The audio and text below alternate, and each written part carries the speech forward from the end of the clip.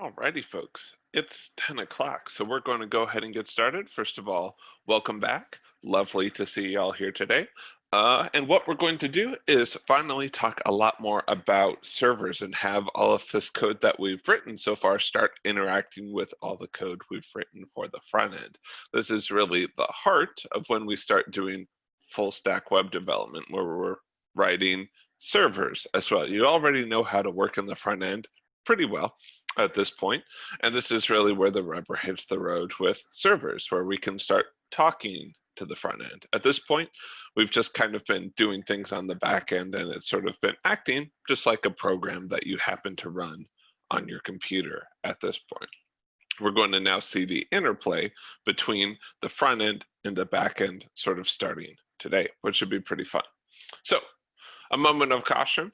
We're going to be talking about the Node and Express servers, and routing are two of the most important concepts in the entire program. Remember when I mentioned that for how to do layouts with Bootstrap and how big, or layouts more generally, and then we looked how to do it with Bootstrap. It's that level of importance, but even more, I would say.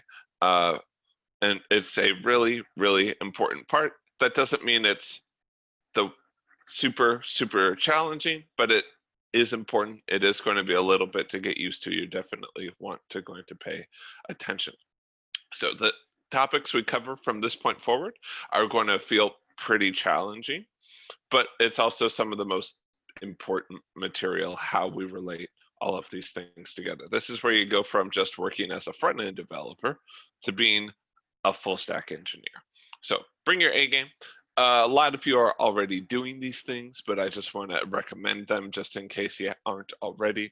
Forming a study group, talking with other folks, especially after class, getting in like a Google Hangout and just talking together, and working on like exercises together, going through them together. Of course, you can talk about homework, but you have to submit your own work. Taking notes, also very good. Just the process of taking notes makes it go through more of your mind, more of your brain, so it's more likely to lodge in there. Asking conceptual questions, understanding the big picture, how everything fits together. If you're unsure about that, tell us that and we can move from there, but please make sure you're asking questions and come to office hours. Seeking help during office hours, whether that's with a one-on-one or you can just ask me in the morning or the afternoon about any of the topics. We're happy to talk to you more about those things, and we've got time dedicated to that. So as we start running into these somewhat complex topics, that'll help.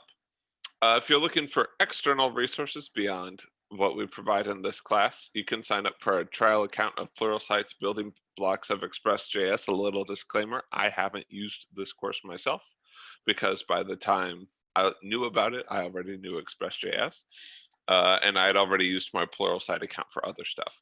So, and I didn't feel like paying again for it. But I've heard great things about it from other people. So little grain of salt. I personally don't have experience with it. Michelle Larkin, have you used that at all?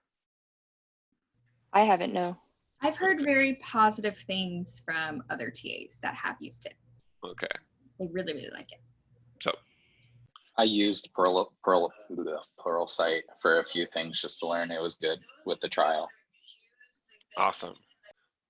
So comes recommended. I just personally can't tell you much about it myself.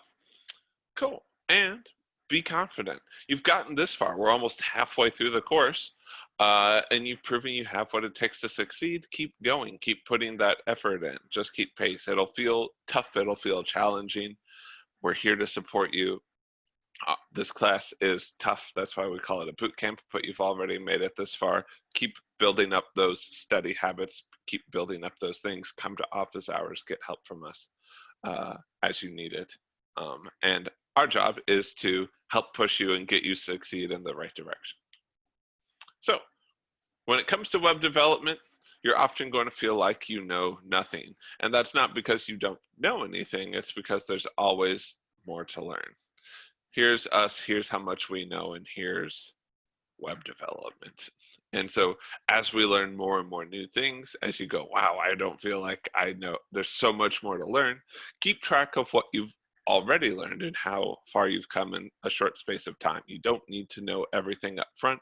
A big thing about this class is learning how to learn along the way as you move towards a task and problem solve that task. We definitely want you to work on your problem solving muscles. But this is a pretty new topic, so we're going to start out with some slides. Not a lot of time left for the slide. After we go through the slides, there's not going to be a ton until we get to MySQL, which will be in a few days. But we're going to spend, after we finish with the slides, we're going to just spend a lot of time practicing doing hands-on work. Cool. So remind me again, what is a server? We sort of talked about this a little bit when we introduced the backend with Node, but what is a server? It could be a physical piece of equipment. Yeah, could be a physical piece of equipment. What else?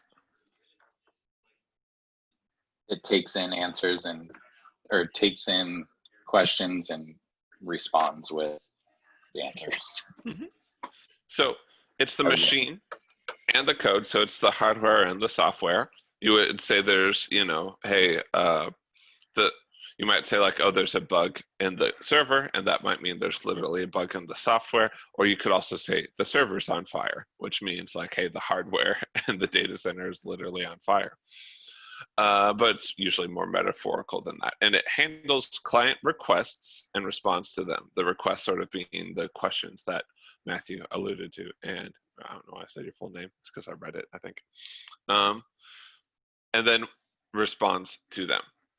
So this is the normal path that it takes. Our web browser, our client starts out with a request, and that request could be you enter the address into the URL bar. It could be the source attribute on an image tag. It could be an AJAX call. All of these issue requests. Wherever you see a URL, you are making a request. The client request contains the name and address of whatever the client is looking for. This is actually a pretty complicated process that we kind of take for granted as app developers. The fact that we just say a string and it magically connects us to something else. If you're curious about that, I can provide you more resources, but we're going to kind of skip over that in this course. So once all of that, it arrives at the server. The server then, based off of the request, which is largely, as we're going to see, the two biggest parts are the method, which we've largely just making get requests at this point, and the URL are going to determine what happens. It usually has a lot of client or data that it can send to the clients. That could be HTML files, it could be image files, it could be JSON data. And these pages can contain a whole bunch of stuff. It sends back the response, and then the browser uses that response. If it requested an image, it's getting back the image data that it puts on the HTML or loads into the HTML or the DOM. If it's JSON data, then it's going to use that in the JavaScript and then process a bunch of response. Most of the 99% of the ways that you're going to see talking with the server is going to be through this request response type architecture. So what are some of the examples of things that servers do?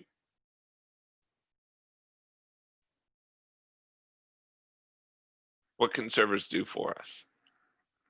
Or things that we ask servers to do, things that we don't do in the browsers. Think about your project one. What were some of the things that you asked servers to do? Get information. Get information. And we could even break that into some more specific pieces. So you could visit a URL, get the HTML page, visit an API endpoint and brings back some JSONs.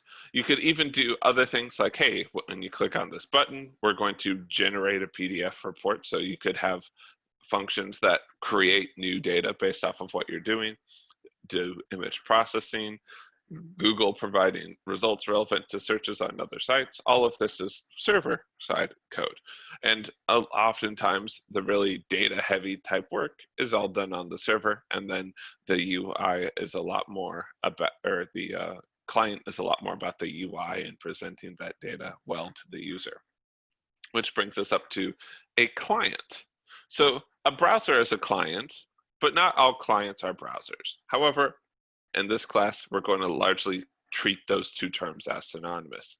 For example, you could have an iPhone app that is a client.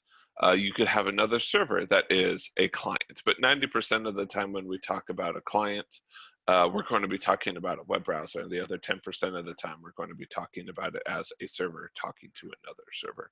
But most of the time we mean web browser. And the client is whoever initiated the request to the server. 90% of the time, that's the web browser. So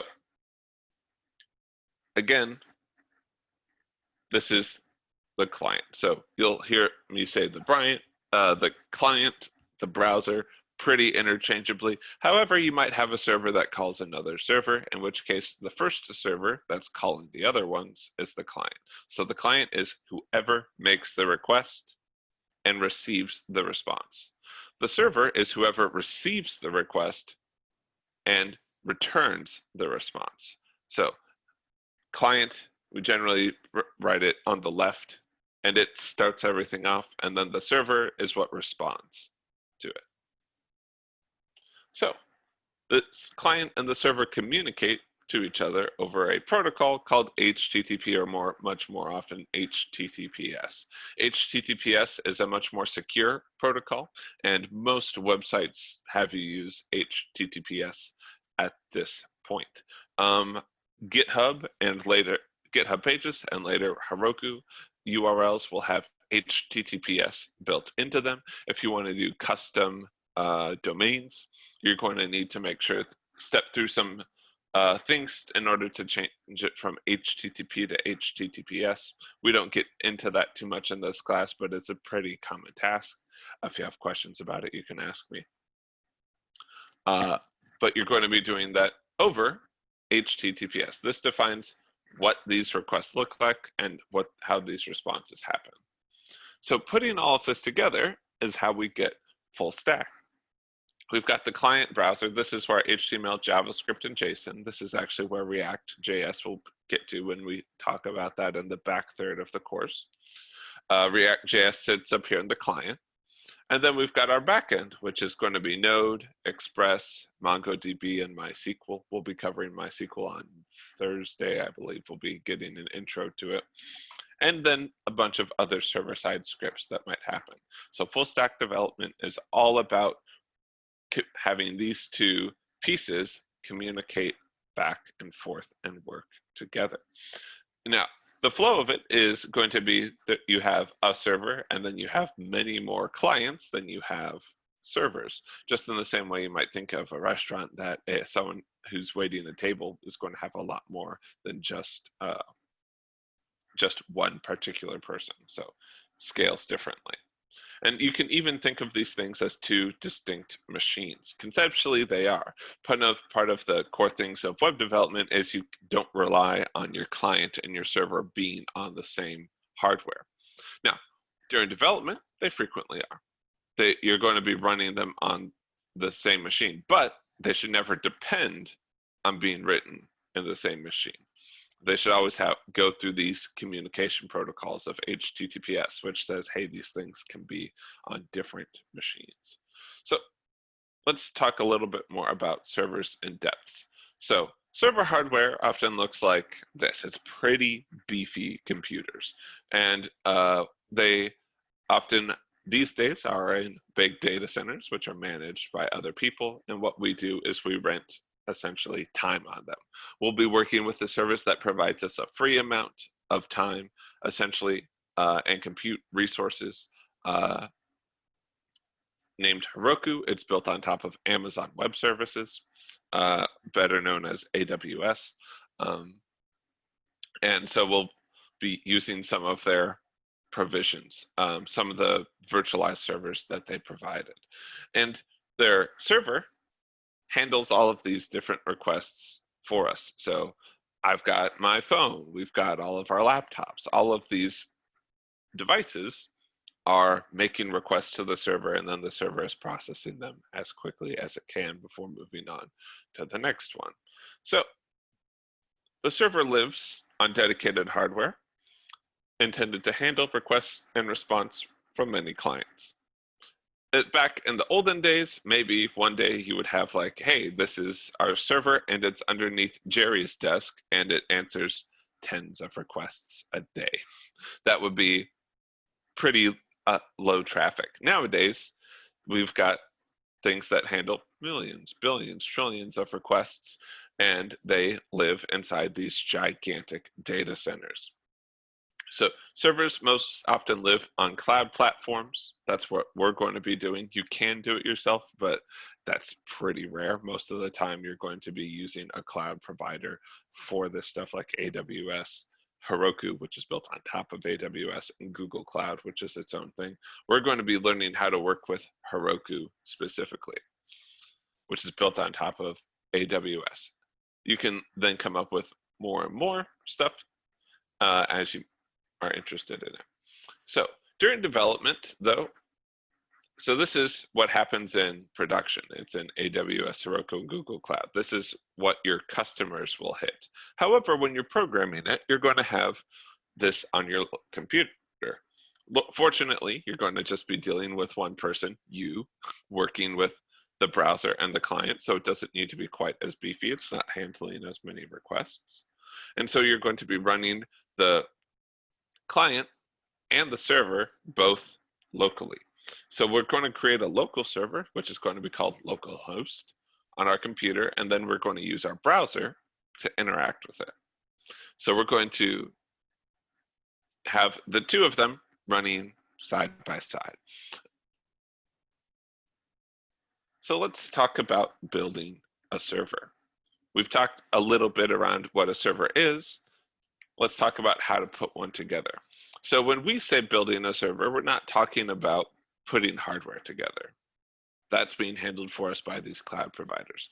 What we're talking about is the code that makes the server operate the way that we want. It's important to note that even though you pay for server-side hardware, you still need to write the code that goes inside. Whenever you rent services like, hey, I got a server from AWS, you really just got the hardware and maybe some base platform stuff on it. They're not going to write the code for you. What they're going to do is give you, in essence, a box to put your code inside of. So the code that we want to do is connecting to databases, authenticating user requests, handling client-side URL requests, logging those requests, performing other server-side processes, being able to track things like if you're hosting a blog, you want to know what articles are getting more traffic so that you can sort of generate new content accordingly. And so having all of that in your server is important. So our server, again, conceptually starts out as this big empty box.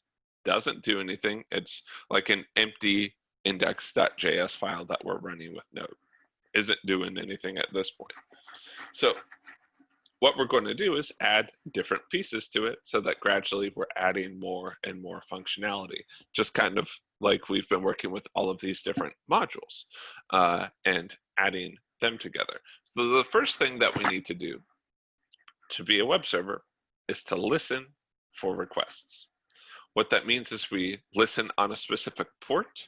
A port is just, you can think of it like a mailbox address. If you have like a big box down at the bottom of an apartment building and it says, hey, the mail is for part number or suite number 1, suite number 7, suite number 3000, you're going to have a specific port number so that the program knows, hey, you're trying to communicate with it. And so the first step of anything is to listen. This isn't even responding. This is just to say, hey, requests are coming to me. This is opening up the mailbox. This isn't even sending responses back. Once you do that, you also need to sort of open up the letter and figure out what it's for, the same way that you might look at an envelope, open it up, read the contents, and then decide what to do with it. Or you could think of it even as further routing within the house. You could be like, oh, this is for in our mailbox, but this is for Joe, this is for Mary, this is for Elaine, this is for Ramada, you know, whoever. Once we do that, route handling, it's all about saying, okay, I've read the front of the envelope. Where do I actually hand it off to? And what do we do in response? If I hand someone a envelope from State Farm and it says like payment due or something like that on the front, that's a pretty obvious way of saying, hey, this is what it is. And you can do that just by looking at the outsider, looking at the URL, and then maybe you have more contents inside of it that detail what to do. And then, depending on what you is in there, you're going to start giving back responses. Most of the time, that's going to be sending HTML or other static files, or sending JSON, which tends to be more dynamic, tends to be the result of talking to a database or doing other operations on top of it. And then you can also receive posts. This would be like getting a package from Amazon where they actually have a body of this bigger request more than just, hey, here's some information, here's a whole bunch of data that we actually sent to you.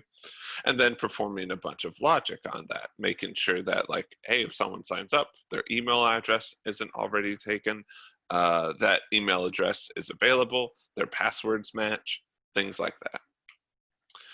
And a lot more. So our server starts out pretty blank. We're going to be spending most of our time on these pieces up here. We're definitely, the listening and the URL parsing and the route handling are what enable us to do the rest of this.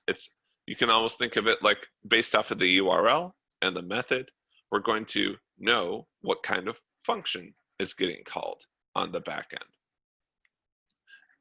Cool. So that's a lot to have taken in at once. Are there any questions?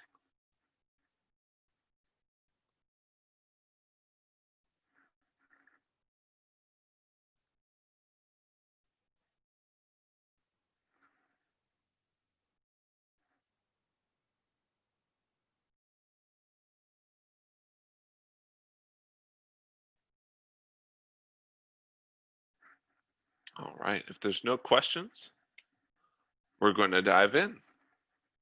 So we're going to be working in section 11, Express, and we're going to start out with our first server right here. So server.js, you'll notice that there's no package.json. That's because the HTTP module, just like FS, is a built-in module. That's something that is already there with Node. So I'm going to go ahead and open this up in the terminal, and I'm going to run it. So I'm going to say node server.js, and it'll give me this little message, server listening on localhost :8080. If I command click on this, or control click if you're on a PC, it says, hey, it works, and the path hit was just /, meaning I haven't added anything after localhost 8080. Localhost 8080 has taken the place of something like google.com, amazon.com. This is the root of our URL. And then I could say something like search hello, and you can see it says /search/hello. So it's able to tell not only, hey, you've got a request directed at you, but a little bit more about the request. You can almost think of this like a function name, and you're trying to pick which function to use. In this case, it's all being routed to the same function, but as we proceed, we'll look at how these will actually get mapped to different functions to be called. How did you get to the browser from the command line?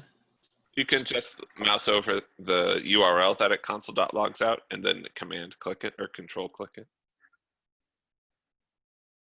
If you entered this URL, you would be fine. You could also copy paste it if you're having trouble with that. So it's just http :localhost, which means it's the one running on my machine, 8080. Not going to be visible for other people outside of that aren't on my machine. Got it. So right, you would have to run it yourself in order to have access to it. I did that, but then it only just came out with, oh, I see. Never mind. Yeah, and it'll just say, hey, it's on whatever, and then you can change the URL. So let's look at this. So we have the HTTP module. We have what's called the port number.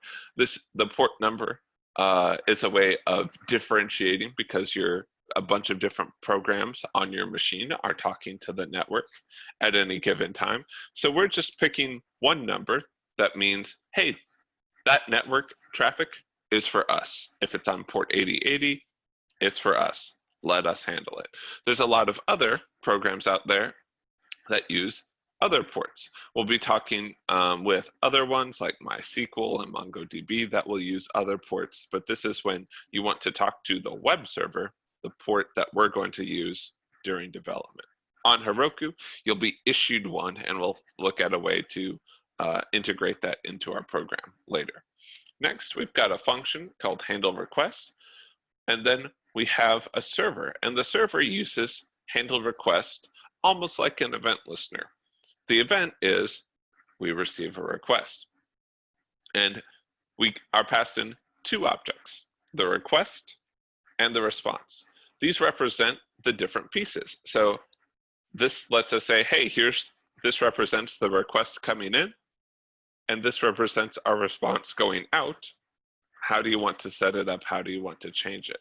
So it handles a lot of the setup for these two variables already, and then we sort of tweak the pieces and then say, hey, the response is good to go, and then it will send the response back. But it does a lot of setup for that already, which is why we receive these two pieces already.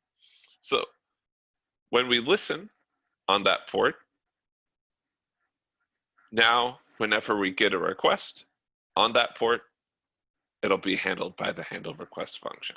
This function right here is just sort of the function that we use after we have successfully grabbed the port. We essentially run to the mailbox labeled 8080 in this case and say, this is for my program. I'm going to be using this one. No one else can use that. Once that's done successfully, we console.log this message. So a message comes in. We visit localhost 8080. And so this is listening on port 8080, so it receives that request. And that request gets piped into this handle request function. And in there, we say, okay, here's how I want you to handle the response. Say it works, path hit with whatever URL they used. And you'll notice that the URL that we get back, that we console.log, doesn't include the host. It just includes the part after that. Hey, we're talking to localhost 8080, and then what do we want to do with localhost 8080? We're saying /search/hello. And later, we'll use that information. But we're not doing that quite yet. So what we want you to do is actually make two servers. You're only going to need one file to do this. And you're going to basically be kind of duplicating this into two parts. It's almost like you wrote two on each one. You can have one program have multiple servers. Typically we don't, but we just want to show that you can have a bunch of processes running and communicating together. So what we're doing in this one is we want you to create one that listens on port 7000 and one that listens on port 7500. Generally, things over 3000 are pretty free, not necessarily everything, but if you have a port number and it's higher than 3000, it's pretty open. Lower port numbers like port 80 and some other ones, not as available. So we tend to use high numbers like 3000, 8000, 8080, 7000, etc. So respond with a different inspirational quote of your choosing. As a bonus, you could even randomly pick which one that you send back. So just in the same way that we sent back some text by using response.end in the first one, you're going to do that, except it's going to be sending back a quote. Now we're going to be working on this for just 20 minutes at the beginning. And again, what you're going to be doing is just going through this, and you'll largely be starting out with, hey, here's my server, except I need to make two of them. I need to make two of them, and they need to be listening on different ports. So we're going to open up at this point. If you have questions along the way, we'd love to help you out. Good luck.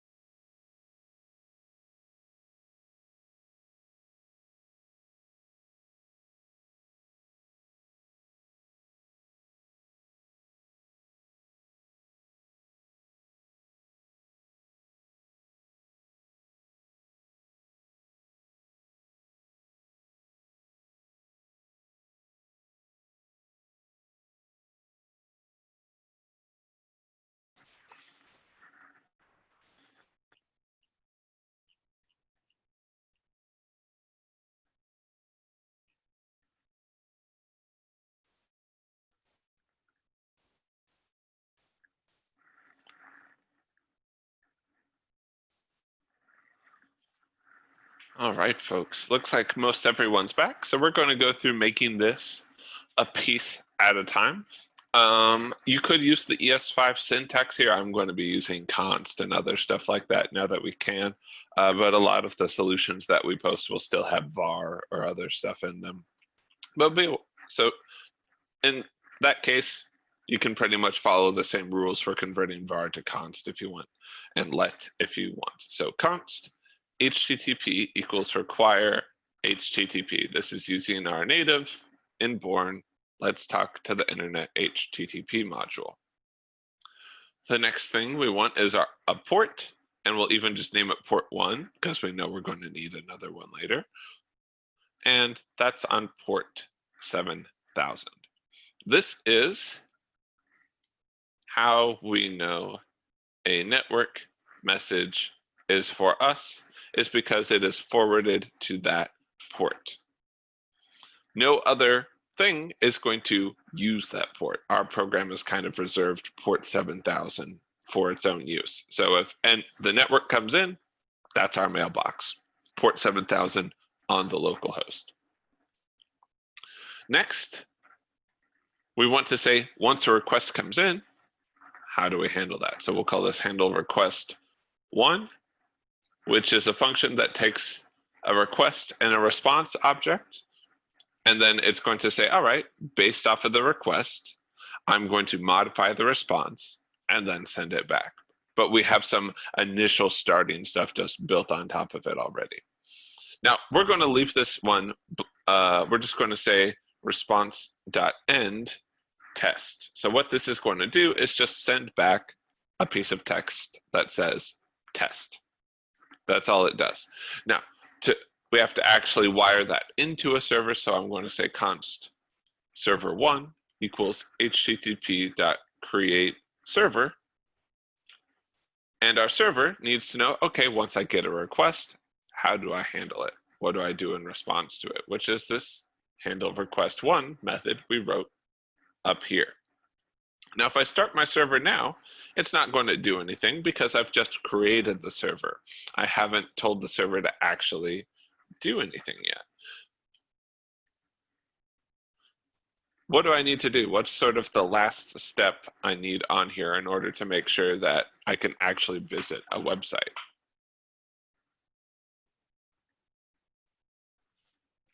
For 1 or for server 2? It's for server 1. We're only working on one at a time so far. What's the last thing I need to add in here? It's one of the first things that we talked about when what gets put in the box.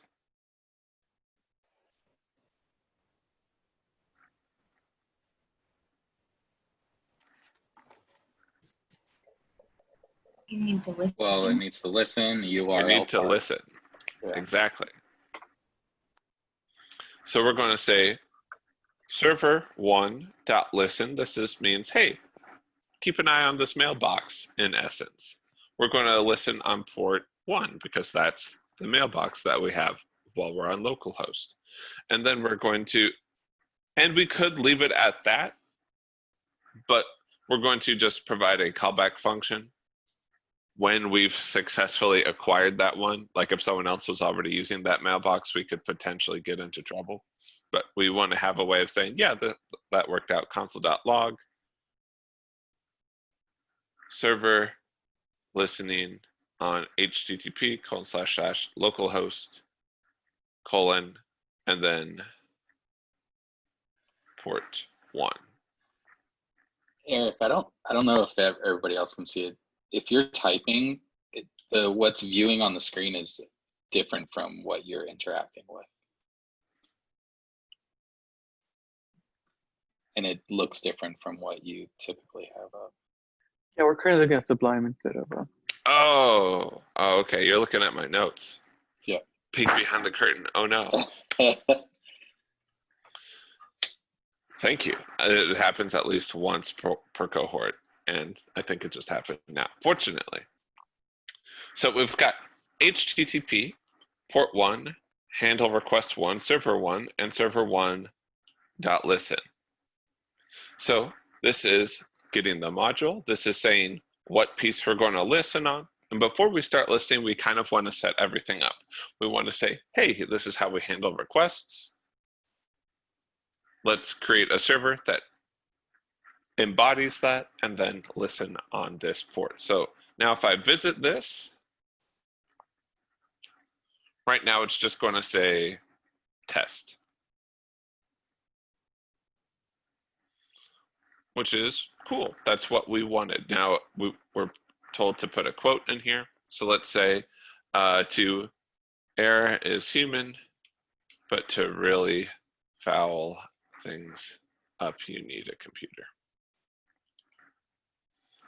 That's just the truth. Cool. Now, we want to make another one of these. Our program is actually going to have 2 servers going on. You're not going to necessarily do this a lot, but you'll definitely be talking to other services potentially on the same machine, like a database or a caching layer or a mem store or something like that. So it's not uncommon to have multiple ports that you have to use. But these are our web server ports. These are the ones when the user talks to the web server. So we're going to make another port. We'll call this one port 2. And we'll make it port 7500. And then we're just going to duplicate a lot of what we saw before. We're going to say handle request 2. And in this one, let's go ahead and do the random quote. So let's come up with a couple of different quotes.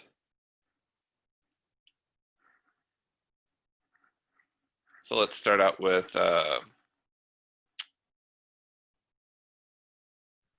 I just say any quote? sure. We are all self-conscious. I'm just the first to admit it. Kanye West. For president. Hey man, Flock of Flame ran for president last time. Wouldn't be the first time. All right, so you miss 100% of the shots you don't take. Wayne Gretzky, Michael Scott. So we'll go ahead and put the Terminator on there. So we want to pick one of these quotes. So we're just going to, I'm going to write a quick helper function on here. Function called pick one, and it's going to take an array and then return math.random or pick one randomly.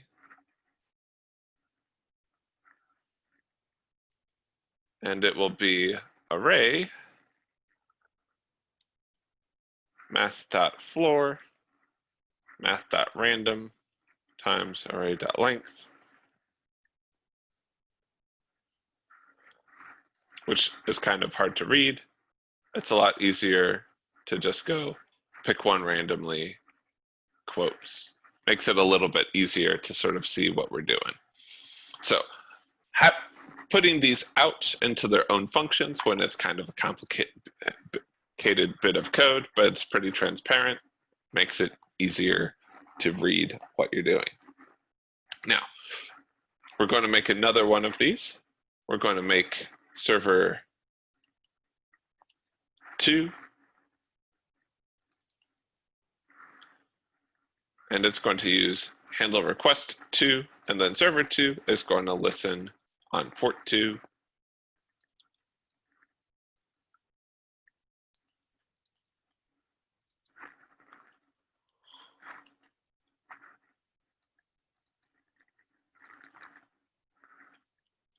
So now let's try this out. So now we've got the server, and one file is running 2 servers, one listening on port 7000, one listening on port 7500. Now that we're looking at the correct screen,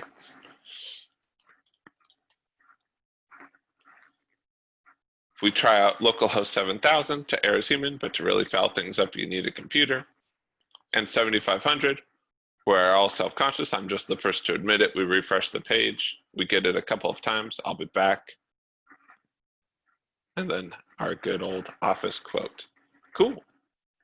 Any questions so far?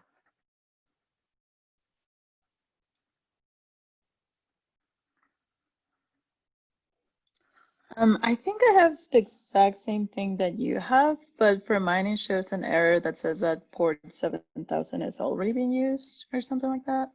So what that likely is that you are listening on the same port with server 1 and server 2. So server 1 is listening on port 1 and going, cool, I've got port 7000. And then server 2 tries to listen on that port as well. And then it goes, oh, you can't do that. Someone's already listening there. Yeah, like mine has server 1 listen to port 1 and then server 2 listen to port 2. But Are it's these still two the same doing number? that. No. So if you've got 7000 and 7500, something could already be listening on them theoretically on your computer. In which case you can just bump the numbers in it. That would be fine. Okay, thank you. I'll try that. Cool. But yeah, this is the fundamental thing of a web server. Listen somewhere, get requests, do something with them. Now, we aren't doing routing or URL parsing. We're kind of doing URL parsing a little bit in the previous example, but here we're just doing listening and handling the response, but we're handling it always the same way. Like I can come to this website and say localhost 75,000 / whatever I want, and it doesn't care. Usually we want it when you give it a different URL to care, but we haven't introduced that into our logic yet. Let's look at how to do that. So we're going to go over to this example of a portfolio. And inside of this server.js, let's go ahead and actually run it real quick before we see it. So I am going to cd up a level 03, there we go. Node server.js, no external dependencies, and this one's listening on host 8080. So I've got a home page. You'll notice I'm getting back HTML, not just text, because we've got a link on here and the styling's different. And then when I click on portfolio, it changes my URL, which issues a new request to my server, and then it changes the HTML that I get back, and then I've got go home. If I say something that doesn't exist, like /ASDF, it gives me a good old 404 not found page. So let's look at how it does that. You'll notice it has a lot of it. We've got the handle request function written down here because of the way that JavaScript works. We can actually write a function down here and still use it above where it's written because of variable hoisting. If that weirds you out, you can move it down below it and it's fine. So our server is listening on port 8080 and it handles the request. You'll notice that we usually don't actually write out request and response. We write rec and res.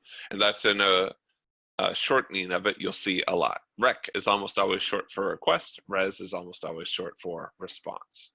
And so these abbreviations you'll see a lot. So then we look at a specific part of the request. What's the URL that came in as part of the request? And then we're going to do different things based off of that. If it's a /, meaning there's nothing there, it's just localhost 8080, we're going to run this function. If it is /portfolio, we're going to run this function. And if it's anything else, we're going to return a 404 page. This is, in essence, route handling. It's not fully route handling because we're not looking at the method. So if it was a post request or a put request or a patch request and not a get request, it would still do the exact same thing. But based off of the URL, we're going and we're doing different things. It's almost like we're choosing different functions to call just based off of the URL that we include in the request. Now, all these do is that they create some HTML, which is just the HTML we saw before, and then they add in some special information. You can send back information that's different types. Remember, we said you could send back JSON data, you could send back image data, you could send back text data. This is our way of telling the browser, hey, what we're sending you back is HTML.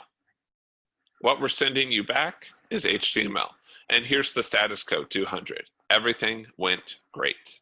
Thumbs up. Normal operation.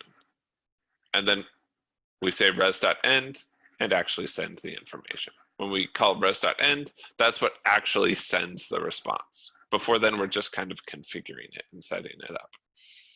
Same thing with display portfolio. The only thing that's really different is the HTML that we make for it, where it says my portfolio instead of homepage, and the link is slightly different. 404 is a little bit different. The HTML is different, but we also changed the status code. We say, hey, this is a 404, you probably shouldn't be here. So we say this status code, and we say, hey, this isn't what you wanted, and then we send back the response. So this is the route handling portion of it. And the route handling portion looks at the method and the URL. In our case, we're just looking at the URL, but in the future, we'll see it often uses the method as well, especially when we use Express. Questions so far?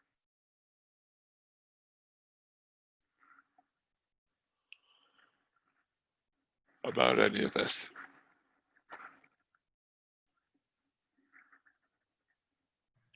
So when you do the MyHTML for like display root and you have all that, you're doing concatenation just to make it look more like what we look as an HTML page, right?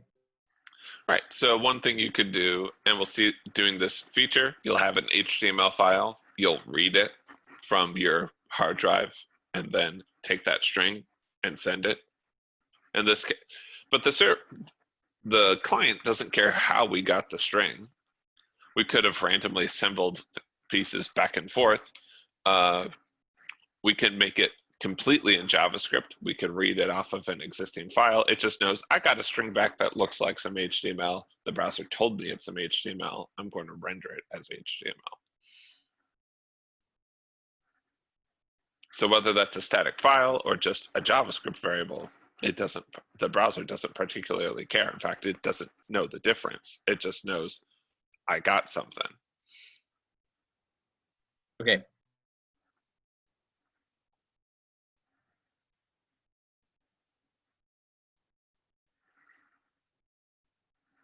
But let's change the content type. Let's just change this to text, and I think it's plain text. I forget the exact one. For display root. If I visit this page, I have to restart it. If I visit it now, it'll just keep working off of the one that was there, which will be running off of the old code. So whenever you make a change, you need to restart your server because it's this long-standing process that keeps going. And so it'll go based off of the code as it was saved when you started it. So now if I refresh this page, you'll see that it's just, hey, here's literally the text that I gave to you. This is just text. And we go, I would like to see it as HTML. And the browser says, what I got given back to me didn't say it was HTML. It said it was plain text. So I'm showing it to you as plain text. Versus Portfolio, where we didn't make that change. It says, yeah, this is HTML. I'm going to render it to you as HTML. So ultimately, it just gets a string of some kind. And then this piece of the response, a piece of the head, a header specifically called the content type, tells the browser how to interpret it. It could interpret it as CSS. It could interpret it as JavaScript. It's up to the browser to do that.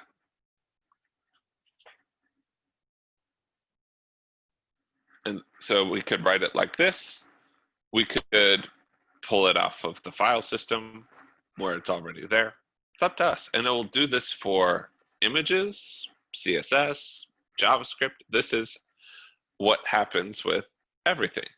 the server sends back some string of text and tells it what type it is. Hey, this is an HTML file. This is a CSS file. This is a JavaScript file. And that's how the browser knows how to interpret it, because the server specifically told it. Any other questions?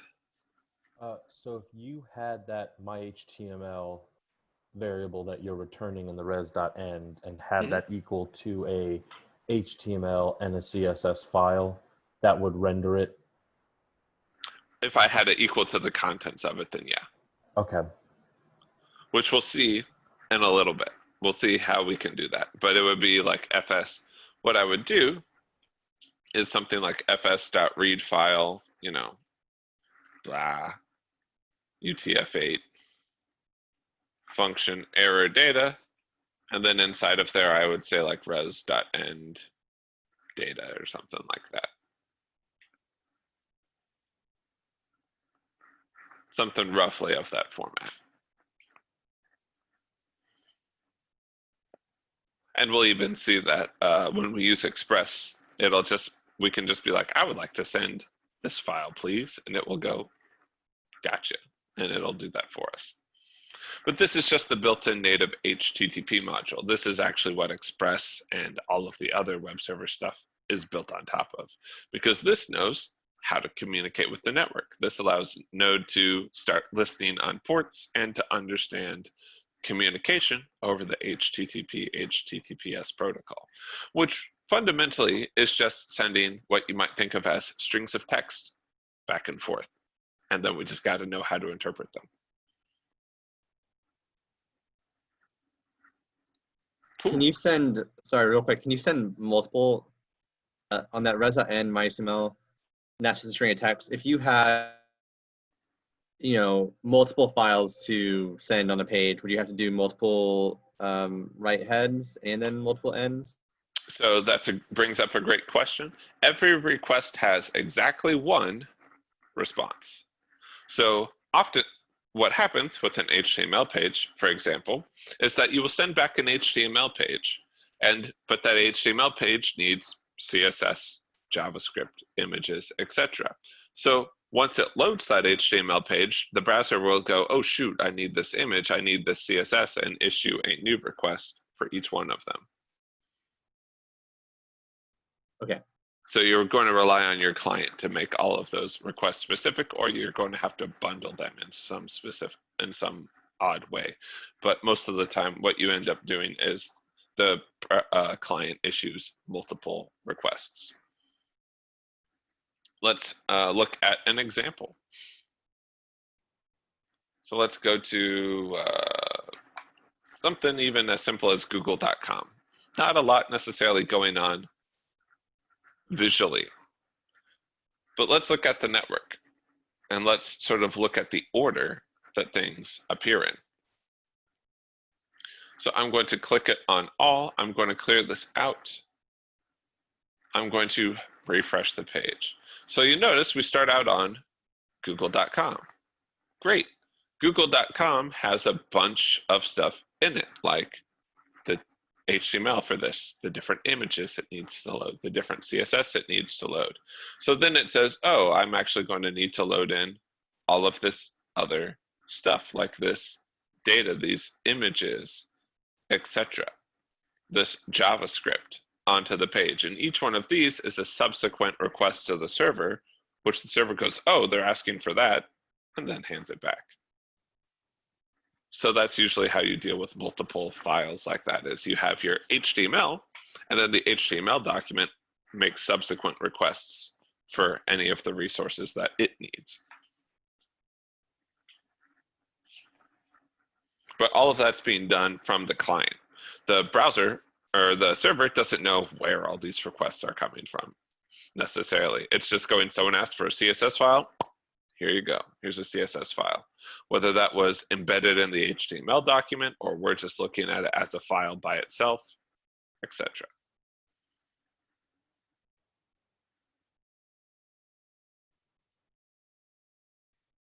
Cool. So let's look at serving HTML. You'll notice I have an index.html file here, And I could have this be served by my file system. You'll notice that it says file up here at the beginning. That's because it's using the file protocol to bring all of this up here. It's not using a web server. Google Chrome knows how to interact with your file system and just read in index.html, and because it's a .html file, it's going to interpret it as HTML. But we don't want to do that, because then I can't do logic on my back end. I can't say like, yeah, well, I only want this, or we can't limit it to just be index.html. We got to get the full path going. So instead we have this server, and we use HTTP and FS and our port 8080. We handle this request, and you'll notice inside of our request, rather than just constructing the HTML ourselves, we're going to read this particular file. Whatever request we get, we're just going to return to index.html. Make sure that it knows that it's indexed, that it's HTML, and then send the data that we read out of this file. So let's run that one.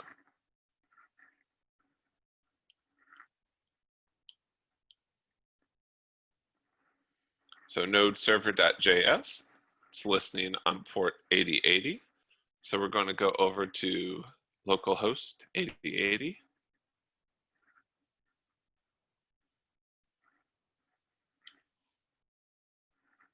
And now we see it. In fact, if I write anything on here, it's going to always return that, which can be problematic. For example, if I wanted to add some extra style.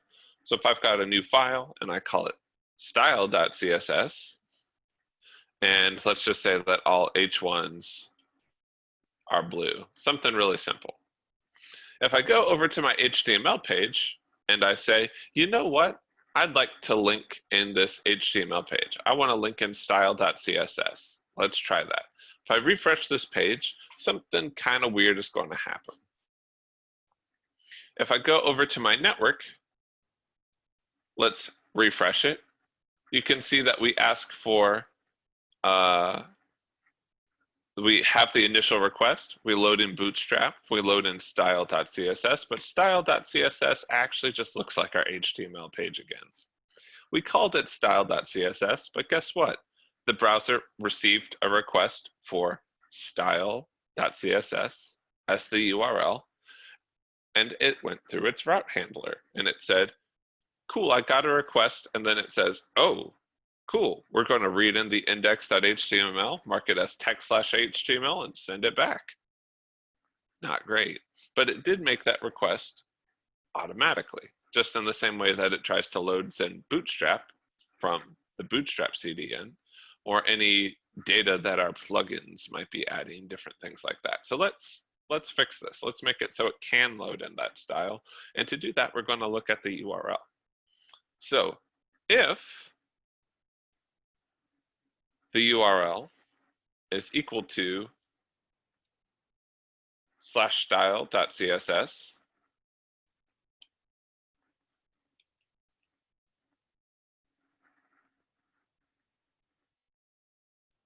then we're going to do this. And we're going to return style.css, and we're going to say, hey, this is a CSS file, and send it back. Otherwise, we're going to send back our HTML document. So now as I refresh the page, if I look at style.css, oh, I forgot to restart the server. Let's do that real quick.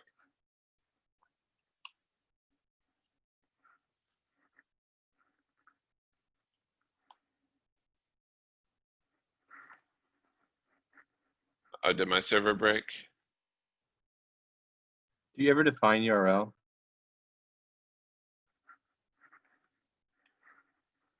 There we go.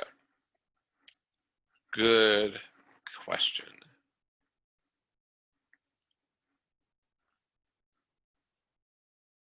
There we go. So now we load in this page.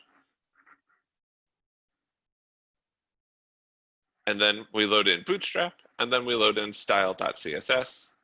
And no matter what, as long as we're not requesting style.css, it'll return that. But if we request style.css, this is what we get back. And that's what it's doing. So this server is actually receiving 2 requests each time we visit the main page. One for the first page, and then once this loads in, it makes a subsequent request for style.css, which we then process here and send that back to the browser.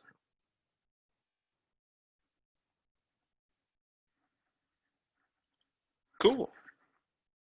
Any questions so far, or any more questions?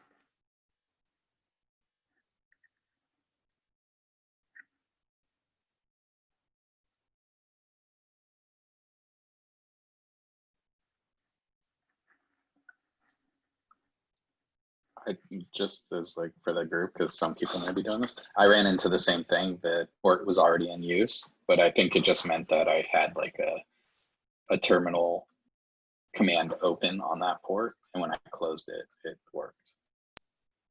Yeah, that worked totally. for me too. Okay, cool. Awesome. Yeah, so if your last program is still running and it owns the port, it'll still try and hold on to it. So if you kill that program by doing Control-C a whole bunch, then it'll work just fine. But yes. Cool. So what I want you to do is I want you to discuss O3 Portfolio Server. You can even look at serving HTML and how those work. And I want you to think about, how would you combine the 2 of these? How would you make it so that you have a bunch of different files that you're going to serve, and you have them as HTML files? You don't have them just as strings in there. So C, what I want you to try and do is not necessarily do it. You can if you want, but I want you to, in your breakout rooms, discuss and walk through what's going on in Portfolio, what's going on in O4 serving-HTML, and then how you could combine the 2. We're going to take just a few minutes to do that, or about 10 minutes to do that, and then we're going to let you work on an activity that'll have you put that together, but we want to give you some time to talk about it, process, maybe ask any questions. If you finish early, you feel like you have got a good grasp on it, you can get started on O5 a little bit early, but we're going to give you about 10 minutes to discuss it. If you have any questions, let us know. We'd be happy to answer them. And then after that 10 minutes is up, we're going to have you go straight into making sure that you can do the serve favorites activity. Good luck.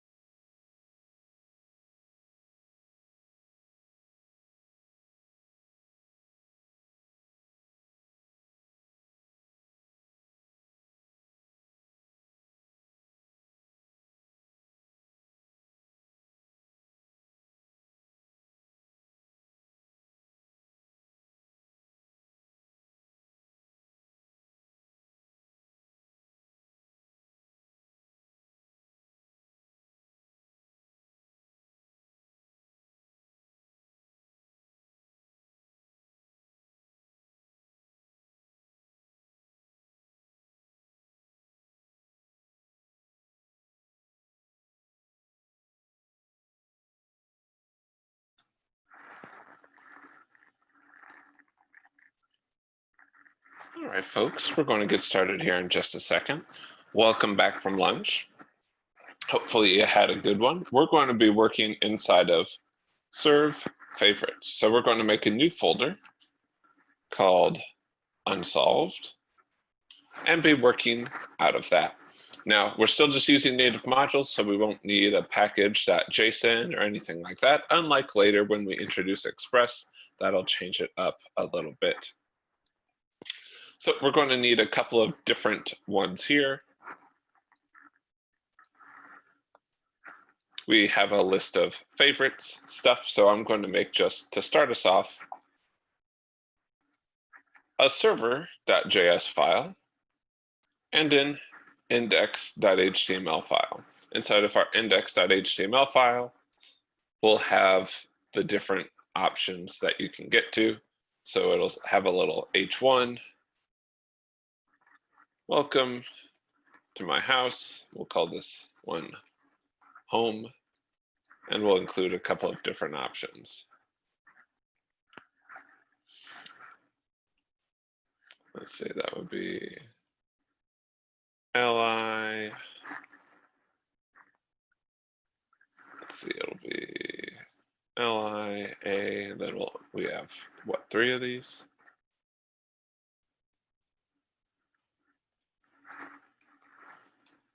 There we go. So the first one will be to movies. The next one will be to frameworks. The next one will be to foods. Looks pretty much identical to what we've been doing before. And we'll even include movies,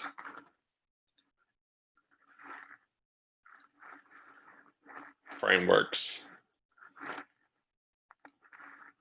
and food, hopefully hosted by Guy Fieri. I feel like that would be a good show to watch. I think he could expand his brand. Guy Fieri teaches JavaScript would be a pretty great show. I'd watch it, but I'm biased. So we want to serve this page right at the beginning. That's what we want to do. So first of all, we're going to need a couple of different modules. So we're going to start out with const http equals for require http, const fs equals for require fs. What are some other things that we need? Let's just list out some of the different things that we're going to have to do for this server. Port. In the port. Need a port. Let's just say const port equals 8080. What else do we need?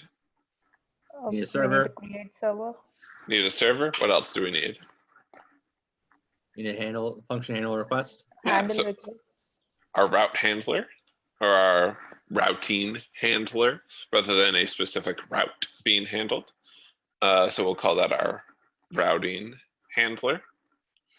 And then at the end, we need to, of course, set up listening. But these are just the major pieces that are going to be in any server that we work with. The server just gets this set up. The routing says, what do we do with each request? And then the listener has us actually listening for that. So let's set this up at the beginning. Let's start out and we'll just say function, handle request. Every request will get a request, or every request that comes in gets represented by rec, and then our corresponding response gets res. So we're going to create a server, and we'll say const server equals http.createServer. Handle request. Currently, it doesn't do anything, which isn't great. We're going to just say res.end, nothing to see here yet. Golden rule of the internet: every time you get a request, you should send some kind of response, even if that response is everything's on fire here, sorry, which is a 500 error. So that's what you are trying to do each time. Give a response, even if that response is everything is broken. So we're going to listen on that port. Console.log, listening on port.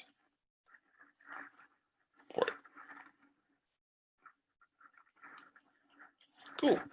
So this is kind of the boilerplate for a native Node HTTP server. This will change. The rest of it is going to stay pretty much the same. Eventually, we're going to get the port not from the code file, but from an environment variable that gets passed to us so that the program doesn't have to determine. We'll pass that in as something else. We'll talk about that more in the future. But if you just had 8080 on there or some other number, that's completely fine. Now for the first one, we're just going to say, let's make index.html work. So I'm going to say fs.readFile __ dir name / index.html. So it's going to look in my directory that I'm running this in for index.html. The encoding is sort of determined from it. If you wanted to, you could specify, hey, this is UTF-8, but you don't need to. Oh, don't want the settings open. We have a function. We've got an error and data. If you wanted to use a promiseified version of this, you could as well. We're just going to not bother for this particular one. And then we're going to say, all right, if there's an error, well, we're going to just throw that error. There was an error, it broke. Otherwise, we're going to write to the head. What's the status code if everything's going fine? 200? 200. And what is our content type?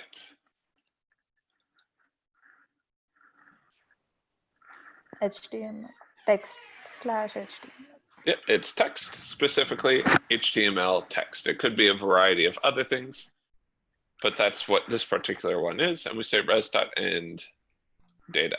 So now no matter what request we get, we're going to return index.html. Let's go ahead and get started with it. 05, serve favorites unsolved, node server.js. We're now listening on port 8080.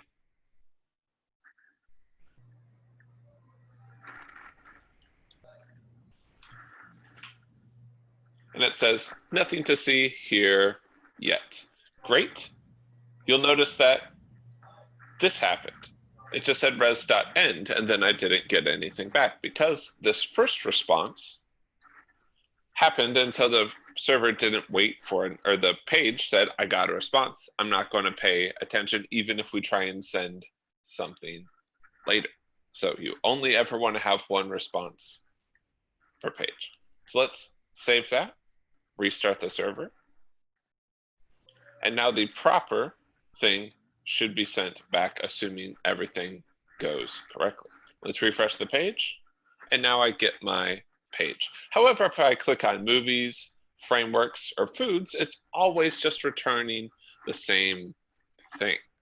And I want to have different files for this. Let's go ahead and actually assemble a list of some of our favorite foods and things like that. So I'm just going to copy this.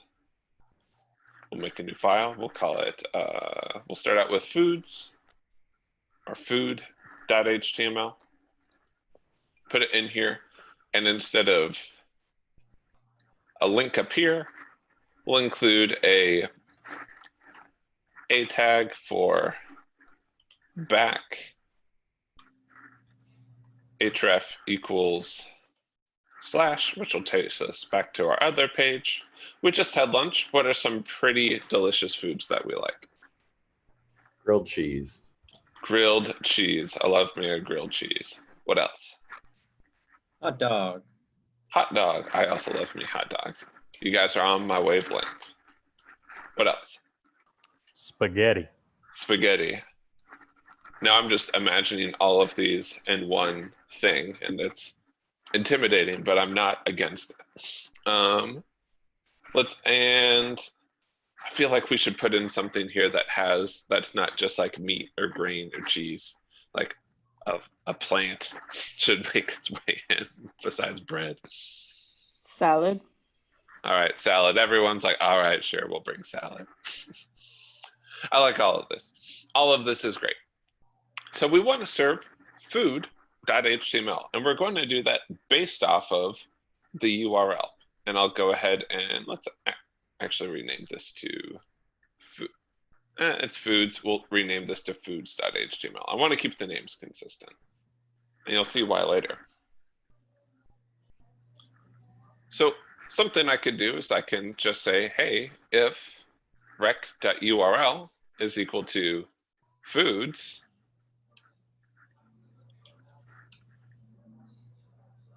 I'm going to send foods. .html. If it's not, I'll send the index.html. So let's refresh the page. We've got movies, frameworks, those are all the same. But if we click on food, well, after I restart the server, in fact, I'm going to just use NodeMon to help me out here, so I don't have to keep running that. We'll actually get back to that page. We go back to the main page. Movies and frameworks still don't work, but foods does, which is pretty cool. So we could just repeat this process if we want.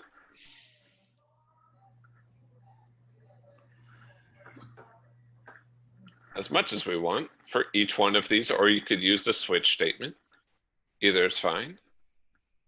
rec.url is equal to, let's say, movies. Then we would send our movies.html, etc. But we're already seeing a lot of repetition. So something that we could do is we could just say, all right, hey, if the URL is not, if the URL is foods or it's any one of these, anything besides index.html, we're just going to use that name. So let's take that in here. So let's say, let's actually set that up here. We'll switch it over to a switch statement. So based off of rec.url, if rec.url is food or movies or frameworks, and we haven't built frameworks yet, but we'll work on it, then we're going to do one thing. If it's anything else, we're going to render out all of this HTML. And this itself, we could make into another function. We could say function render HTML. And I'm actually going to use promisify in this case. So we'll say const read async equals, and we'll need utils here.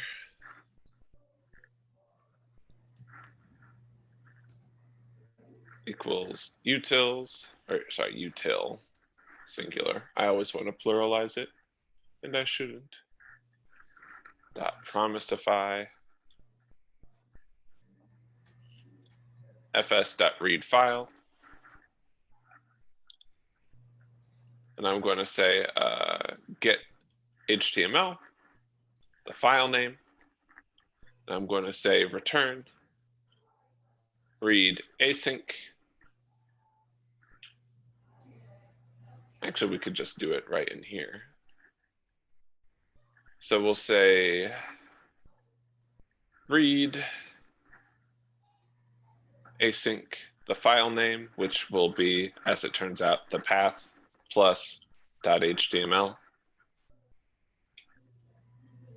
And then take that HTML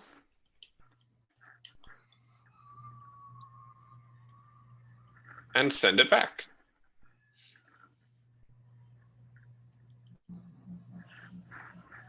Whatever we labeled that. And we'll also need to say, by the way, this went fine.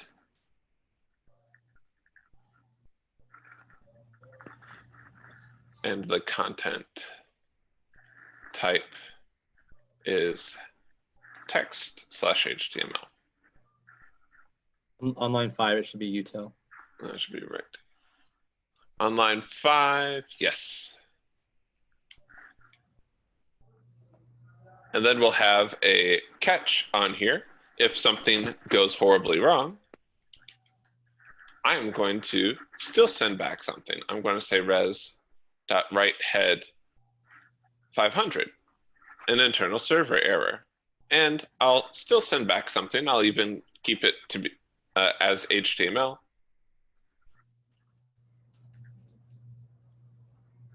But instead I'm going to say res.end.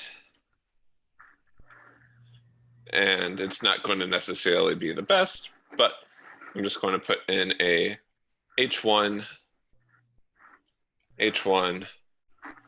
something went wrong. And we'll even make the color of it red.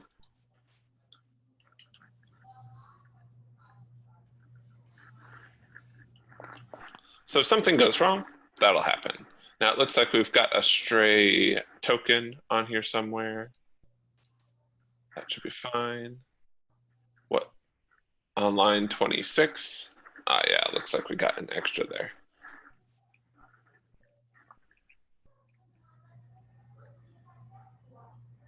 Yeah, that should be fine. And then we'll put break here at the end so that that's happy. Now, if that doesn't work, or if it's not that, we've still got a little bit of repetition here, but it's not the biggest deal in the world. We're just going to use index.html here.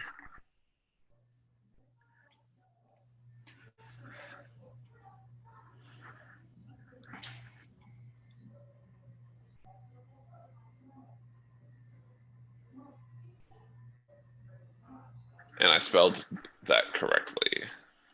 There we go. So what do? If it's foods, movies, or frameworks, we're going to look at what that is, and hopefully we've named it correctly, and we'll send back the thing we found. Otherwise, we'll send back, hey, we ran into an error, something went wrong. Same thing with the index, except it's hard-coded to be any of our other routes. So in this case, we're picking the URLs that we respond to in a specific way, and then we've got kind of a catch-all. There's a lot of websites that follow this pattern where they have some highlighted URLs, and then if you choose anything else, they're just going to throw you back at the main page. So let's look at this one as an example. Now remember, so we've got foods here, so something went wrong. Let's make sure we named everything correctly. Oh, I wrote, no, what we need. We need, You wrote food also instead of foods. On line 12. There we go. Still, things are going wrong. Let's see. Oh, and I know I need FS, or not, I need path. Or I need underscore dir name plus all of that. Otherwise, it's going to try and read stuff that it doesn't really have access to. So let's try that again. There's my foods. Let's go back. If I click on movies, something went wrong. If I click on frameworks, something went wrong. So, but food works. And what I want is my server to be like this. I want it to be resilient against different changes. So if I make a change to something, it still survives. This web server still works. It doesn't crash out. It doesn't break just because one part of it stopped working. And that's something that we want. So let's go ahead and make a new file. We're going to call it movies.html. It's basically going to be the same thing as foods is. And we'll change foods over here to say foods. We'll change movies to be movies. Shrek, Frozen, Independence Day, The Shape of Water. Not all the same movie. So let's go ahead and add one last one for frameworks. So I'm going to copy the contents of this, make a new file, frameworks.html.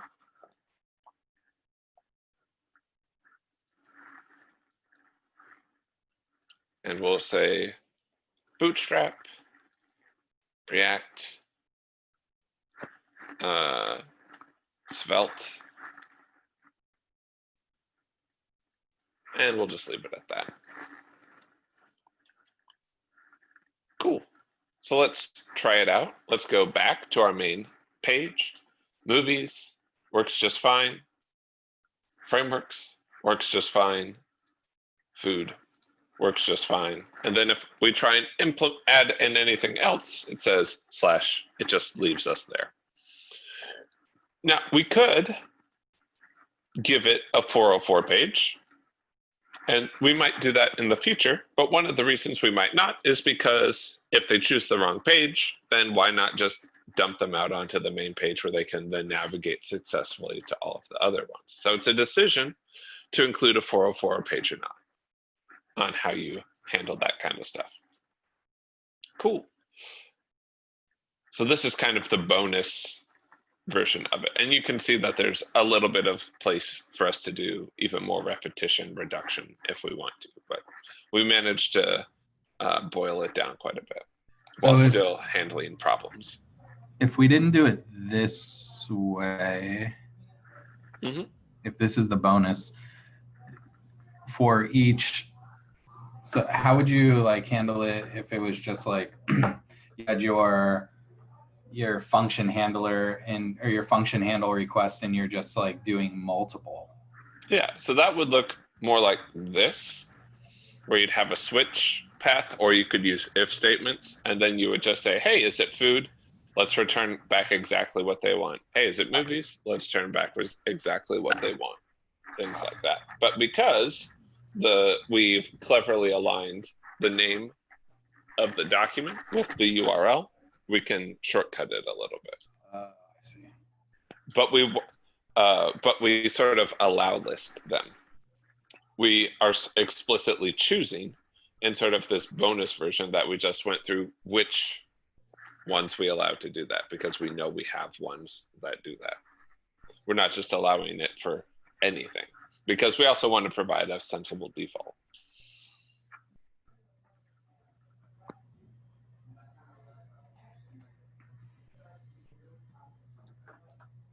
Right on. All right. So up until now, we've just been paying attention to some parts of the request. The requests have a bunch of parts, but we've mostly been looking at the URL at this point. Hey, what is the URL that you have? The next thing we're going to start paying attention to is the method. And you have already used this with jQuery. When you said Ajax, you had to provide a URL like https www.example.com. I forgot the slashes.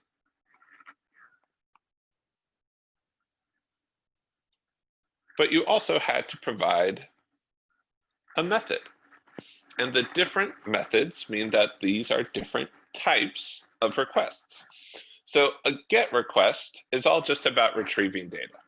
It's all about retrieving data that already kind of exists on the server. You're not really changing the server that much. The client is just getting access to something. Versus the other popular one is a post request. And a post request is all about sending data to the server. I'm sure might have encountered those errors along the way where it says, hey, are you sure you want to resubmit this form or something like that? It's because it's sending a post request. There's new data going to the server.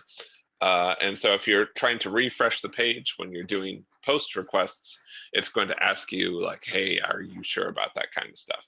There's other ones as well. They all have nuance to them, but these are going to be the two we look at the beginning. We're also going to be adding into the list put patch and delete, but we're going to save those for later. There's a lot more than just those, but those are the main 4 that we're going to be covering in this class: get, post, put, patch, and delete. Put and patch are separate ones, and there's some nuance between them, but they're mostly about updating existing data. So this is about getting data from the server. This is about putting new data in the server. This is about updating data in the server. And this is about deleting data on the server, is typically how we think about all of these different requests. And so these are just ways of communicating what you're trying to do to standardize that kind of stuff. Let's go look at 06 together. So we've got server.js here, and we've got the same structure. Again, you see where we have HTTP, it's port 80, we handle a request, we listen for the requests. What's different in this particular one is just the handle request method. So in this one, we're getting data from the client, and sometimes that data can be kind of extensive.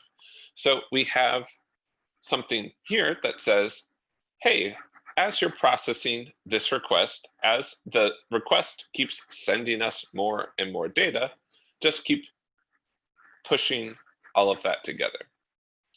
Once that's done, you can visit, or you can get this piece of information. So this is going to be get requests or post requests or different things. Now, I'm going to use a piece of software, which we'll introduce to you later, called Postman.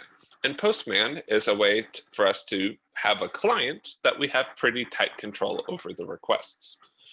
So I'll boot this up and bring it on to there once it's finished doing that. But I'm going to send different kinds of requests, and it's almost like it's mimicking those AJAX requests that you were making. I just get to handcraft it a lot easier. So I'm going to make a new one of these, and you'll see that I can enter a URL up here. So let's stop our old server and start up our new one.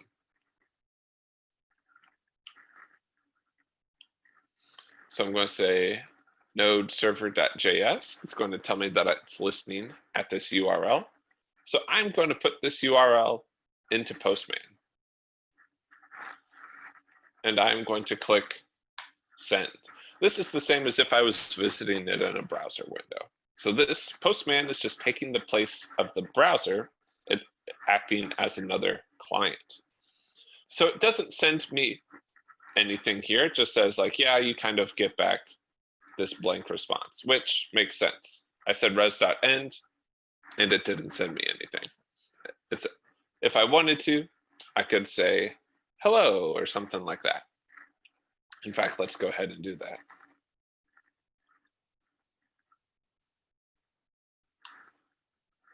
So now when I click send, it gives me back hello. And that's with a GET request. And that's usually if I go to my browser, for example, and I go to localhost 8080, like so, it sends back hello. And you'll notice in my console, it says, hey, you made a GET request. Whenever you're typing something into the URL bar and hitting enter, that's a GET request.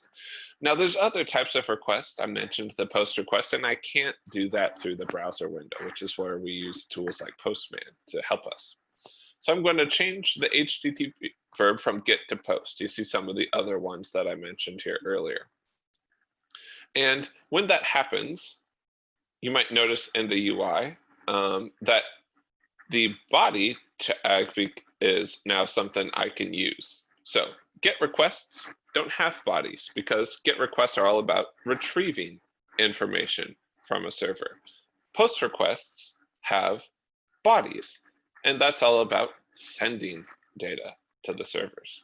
So we're going to go ahead and choose, let's see, we'll use raw, and I'm going to set this as JSON data. Just like you might have been communicating with your APIs by sending them JSON data, like, hey, here's my latitude, longitude, give me back the weather or something like that. Or here's I want some more info about these different drinks. You could have done something like this.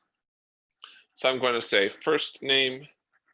Let's go ahead and say that Muhammad Ali has decided to sign up for our service. And we're very stoked about it. I think I spelled that. Is it with an O or an H? I always, or a U, sorry, O or a U.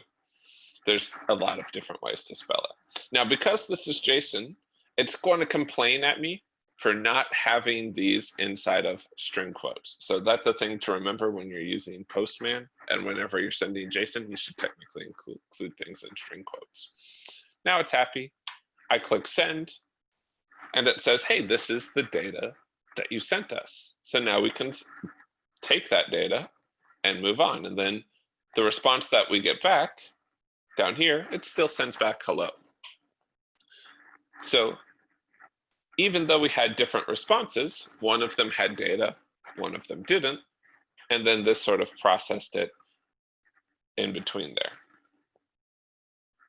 So what we want you to do in this next section, I'll kind of demo this for you.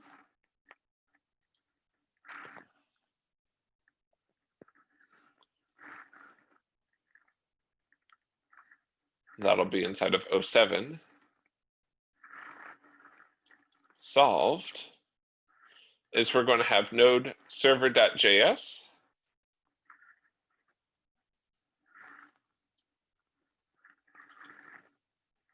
We're going to visit localhost 8080. Hey, here's a simple form. I'm going to enter my name, Eric, enter your favorite band. How about Backstreet Boys? I click submit, and it says, thank you for the data. And then it tells me, hey, name equals Eric and band equals Backstreet Boys. Cool. It's doing something very similar to what we did here. In fact, now that this is running, I can post there as well, like I was doing here. And I could say, all right, I'm going to send that form data as well. So actually, let's go ahead and do this one together. Oh, and the TAs are going to post in resources a link to Postman so that you can download that and use it as well. But let's look at making this together from scratch before we kind of look at the next example.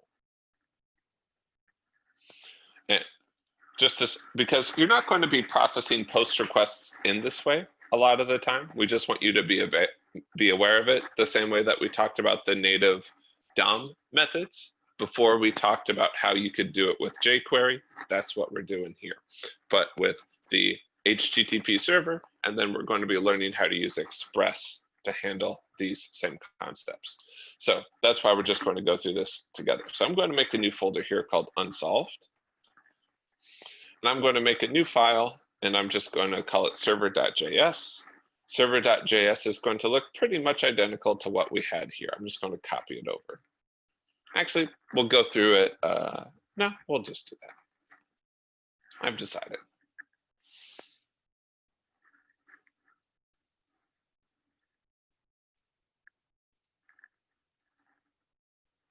Cool.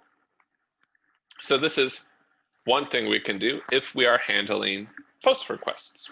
So this is kind of what we're going to start out with, but we also want to return this form for us to work with. Actually, let's start over from the very beginning. I've decided. Sorry for the whirlwind. All right. So let's begin. First of all, we need HTTP, the module. Then we're also going to need FS because we're planning on having a file that we're going to use. And that's going to be our index.html file. In our index.html file, we're going to have some different pieces of information. Namely, I'm going to say that we have H1, a simple form. And within that form, we're going to have a couple of inputs.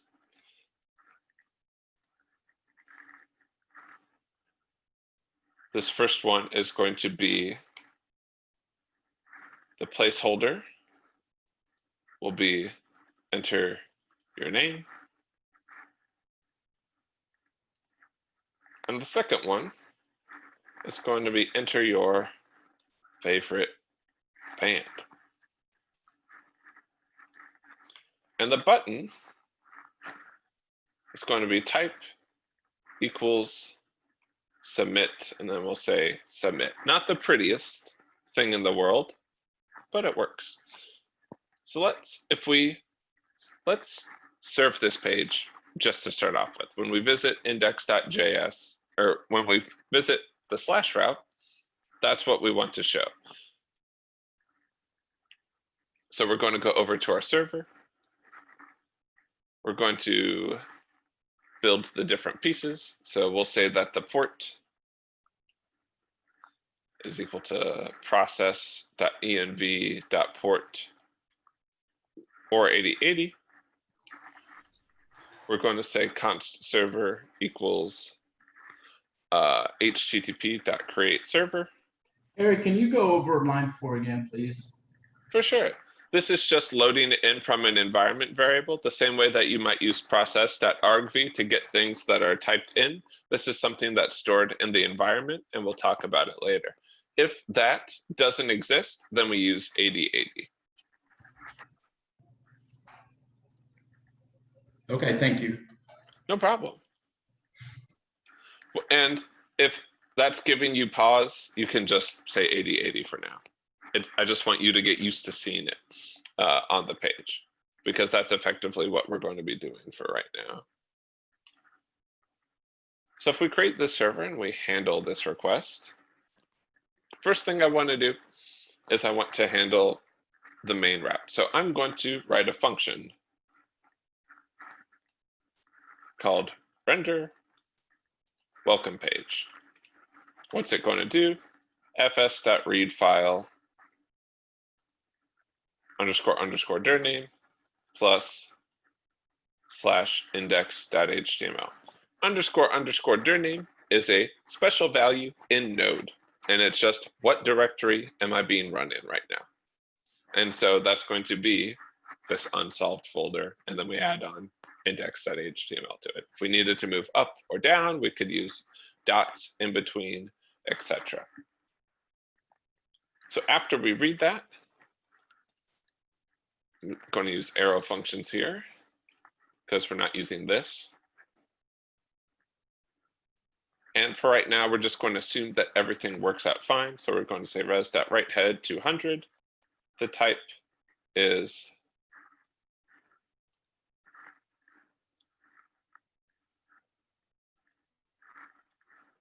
text/HTML, and we'll send back the data. So right now, no matter what we do, we're just going to say, and we'll pass in the response there. We'll say render welcome page with the response.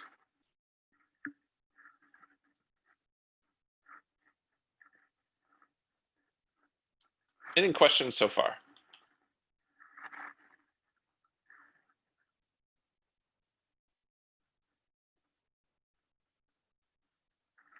Can you go back to your HTML page real quick? Sure.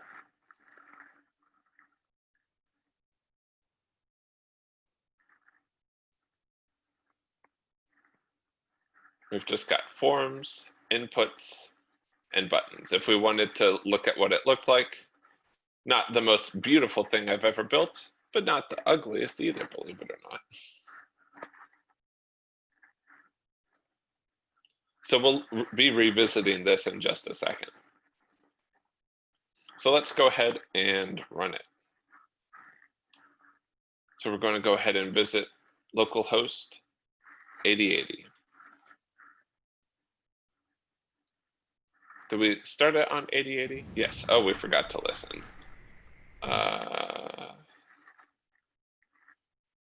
So we'll say server.listen on our port .log. I'm listening.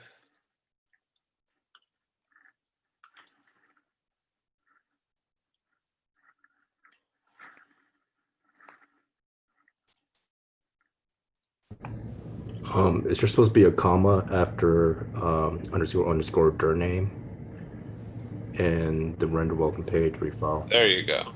Yes, thank you.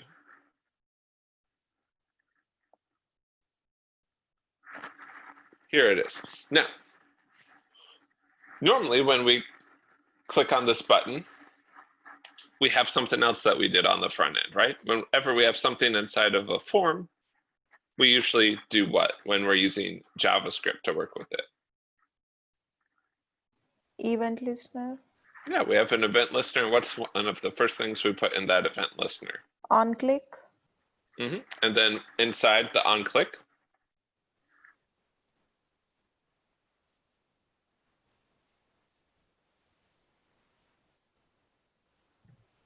Event prevent default. prevent default. What we're doing is we're preventing the form from submitting, from sending a request to our backend. So let's just put in here console.log a new request, and we'll kind of scroll down to the bottom here so that we could follow it. So we'll see whenever we get a new request. Now, when we refresh the page, we come back, it says a new request. Great. I submit the page and it says a new request.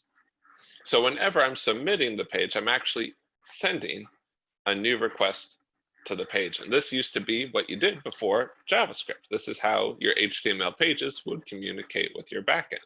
They would do it with forms. So we're going to dive into that just a little bit to kind of demo it. But we want to get some information back from here. We want it to receive some information based off of this. So depending on what it is, we're going to change what we do. Now, in order to submit data to our backend, we're going to add a couple of different pieces. First of all, we want to give the inputs names. This way, when we submit the form data to the backend, it'll be there. So I'm going to say name equals name, and then name equals band. This is so that when the form submits, it's got a value for each one of these. Next, I want to tell this one what URL to use. So I'm going to say action equals, let's just say test for now. Let's come back to server. And in addition to saying console.log a new request, let's console.log out what the URL is associated with that request. So come back here, refresh the page. Our page is just a question mark. It's just a query string left over from last time. So it's a new request with a slash. When we fill this in, and let's write ASDF, and we click submit, we get a new request to /test, that's our action. And then in the query string, we actually get each one of the values. Name equals ASDF and band equals ASDF. And that's because this is a GET request form. This is a GET request form, so it puts all of that in the query string. If we change this to be a post, and we'll do that by saying method equals post, we're going to see a little bit of a change. So let's go visit this page again. Let's make sure we've saved everything. And now if I fill this in and I say Eric and ASDF and I click submit, it just takes me to /test, which makes us ask, okay, where did the name and the band piece go? Well, they got submitted as data to the server. They got submitted in the body of the post request. So let's make a little function so that we can see that. So we're going to differentiate when we see these two. So no longer are we going to say render welcome page right at the beginning. We're going to differentiate this. And let's change this to be thanks like it is in the original. So we're going to say if rec.url is equal to thanks, we'll do one thing. Otherwise, we'll just render the welcome page. So let's call this function render thank you page. And it's going to take the request and the response.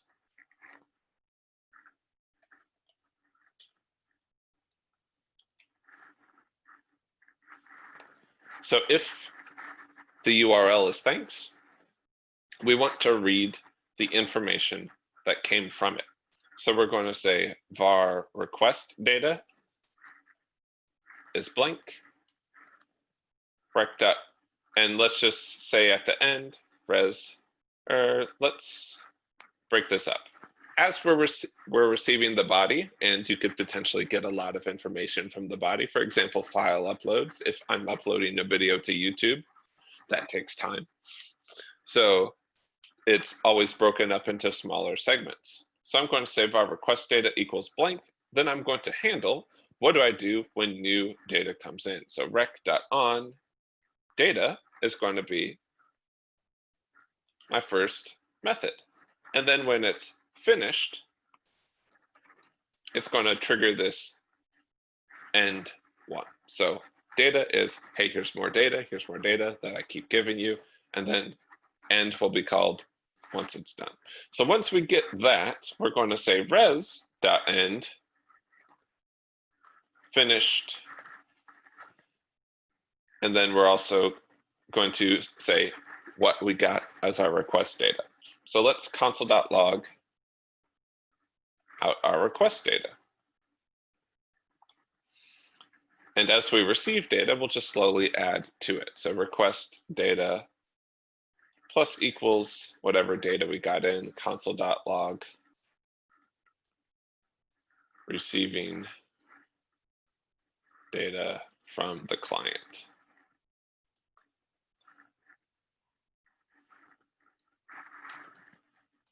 Log done.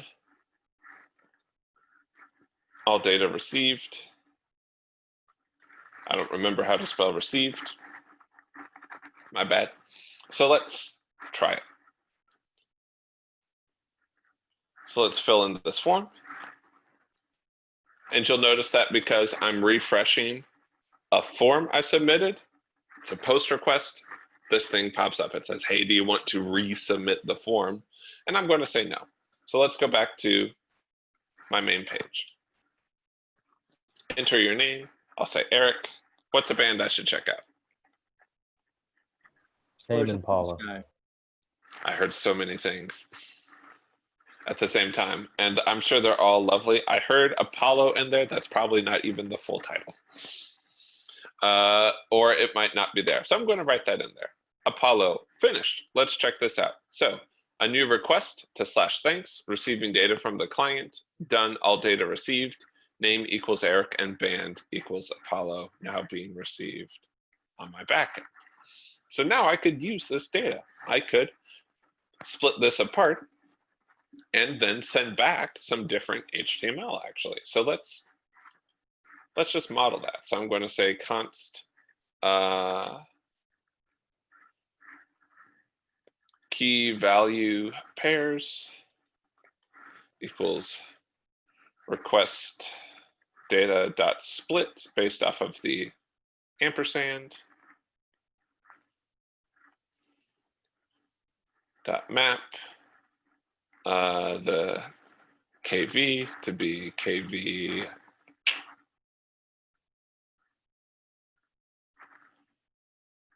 let's see. Oh, that's fine. So I'll take this, and then I'm going to say const data equals an array for key value pairs dot for each KV pair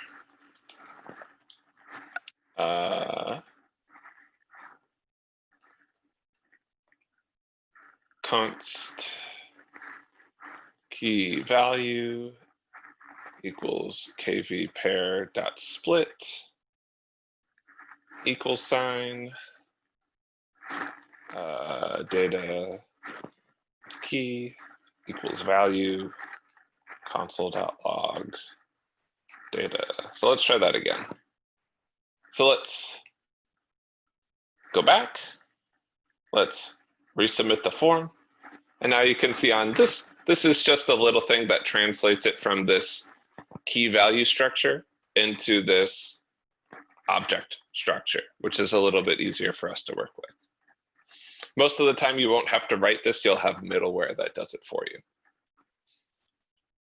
So let's just move forward from data at this point. So I can say, all right, I want to write out some H1 that says, thank you, we've recorded that. Thank you, your name. We've recorded that your favorite band is whatever. So we're going to say res.end. Instead of finished, we're going to set the content type res.writeHead 200, and then the content type is text HTML. And we're going to say res.end, and we're going to just, I'm going to put a query string in here. H1, thank you, data.name,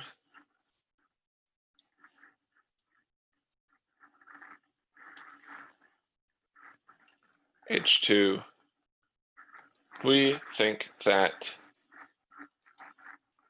data.band is pretty cool too. So let's try it out. Now, should we be sending the full HTML with the head and the body and everything else? Yeah, but we're just demoing this right now. So let's go back to the page. Localhost 8080. Let's see. Let me pick someone random to answer this one for us. Fortunately, it's a pretty easy question. So let's go with, we'll spin this randomly. Elliot, go ahead and pick a band for us. 3 Dog Night. 3 Dog Night. We click submit, and then it says, thank you, Elliot. We think that 3 plus dog plus night is pretty cool too. So we still have some imperfections. It's still saying, oh, whenever you type something in, we're going to replace that with some extra pieces there. So we could keep working on this. We could say value dot replace, what would it be?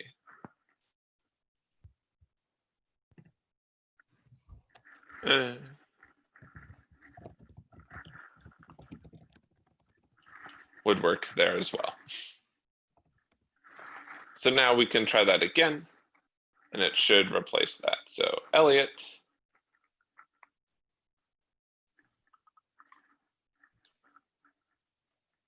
three dog night, or is 3 just the number 3? I think it's written out like that. Okay, let's click submit. Thank you, Elliot. We think 3 Dog Night is pretty cool too. So in this way, we're able to get information from the user and then send it back. Now, are you going to need to have to write this part of it? Not really. Mostly you'll get it from this point, where you'll have other parts of the software that do all of this work for you. But be aware that that's happening behind the scenes, which is why some requests can take longer, because the server, even if it's not the code we write, still has to go through and gradually get the data over time. That's the packets, the kilobytes that it's streaming to us. And then once it has it all, make its decision and go from there. Cool. So all of this is kind of like working with, or kind of like the pieces we've been working with, where it's, hey, here's the DOM, and here's the vanilla JavaScript methods. What we're going to learn next is a framework called Express, which you might think of as kind of the jQuery of working with a server. It's going to make writing things like this easier. Now, it might take a little bit of getting used to, at the beginning, but pretty soon you'll find yourself feeling pretty fluent with it, understanding what all of the different pieces are doing. Cool. So I'm going to show us or talk about what we're going to be building towards as our example. This is going to happen over today and tomorrow. And then we're going to give you an opportunity to put all of that together as well. We'll be using Express throughout the rest of the class. All of the homeworks we have going forward, I think maybe one or two might have it, but most of the homeworks going forward are going to use Express in some form or another. So you'll notice inside of package.json, we have a dependency on Express. Other than that, not too much. So I am going to open up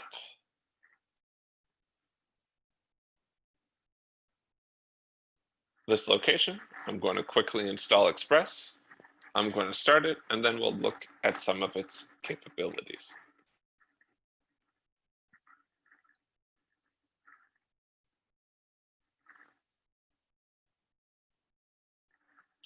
So let's go node server.js. So this is listening on port 3000.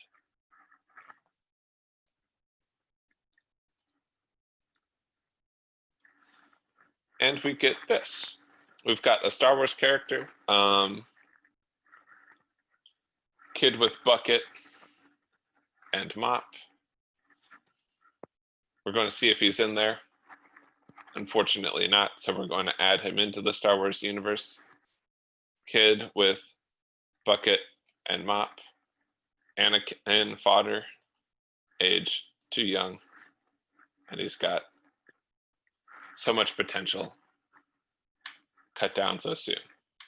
So we add our character. Now we can look at our list of characters, and we've got Yoda, but we also have Darth Maul, Obi-Wan Kenobi, and the kid with bucket and mop.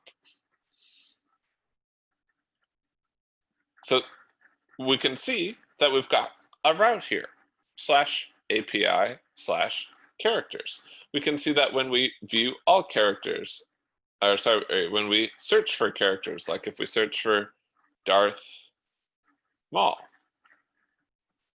we can see that it is able to pull up those new characters. When we click on add new characters, we can see that there's a different form for that.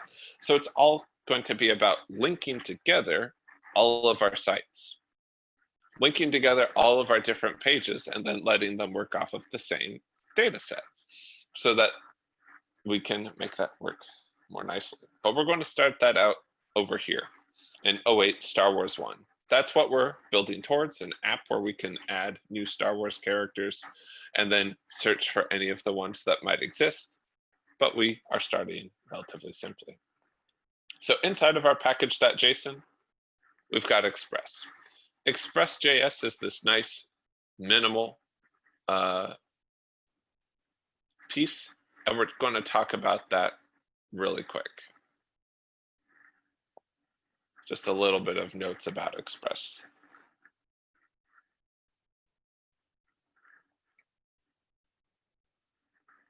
Just got to wait for it to finish loading. And I'll slack these slides out in just a little bit.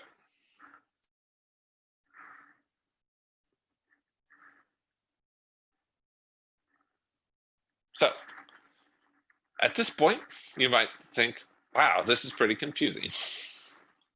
And that's okay. You're just learning it for the first time.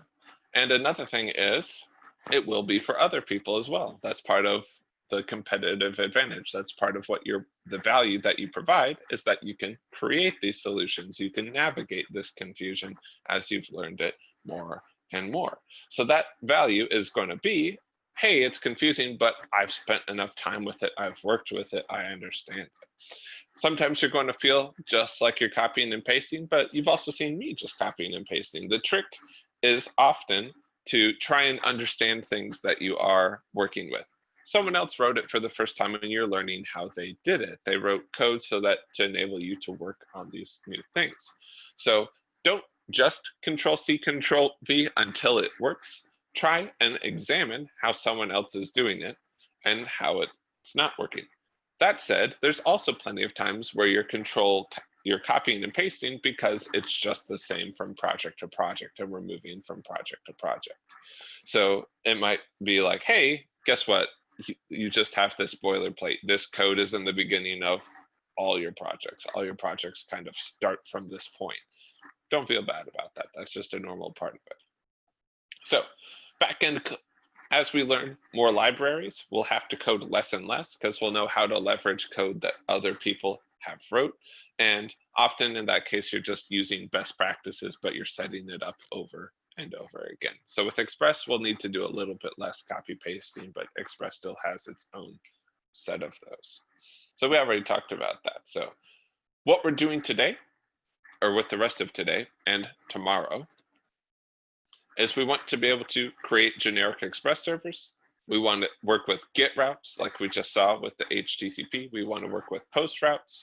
We want to know how to work with Postman. We sent out the link. I encourage y'all to go ahead and download it so that you have it ready to go and understand conceptually what's going on when we're making these GET and POST requests and getting back these responses in accordance with them.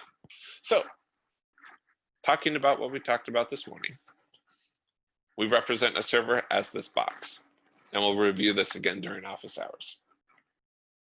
So some of the modules or sub-boxes commonly exist. What were some of the things that we set up over and over again with the things we went through before lunch and just now?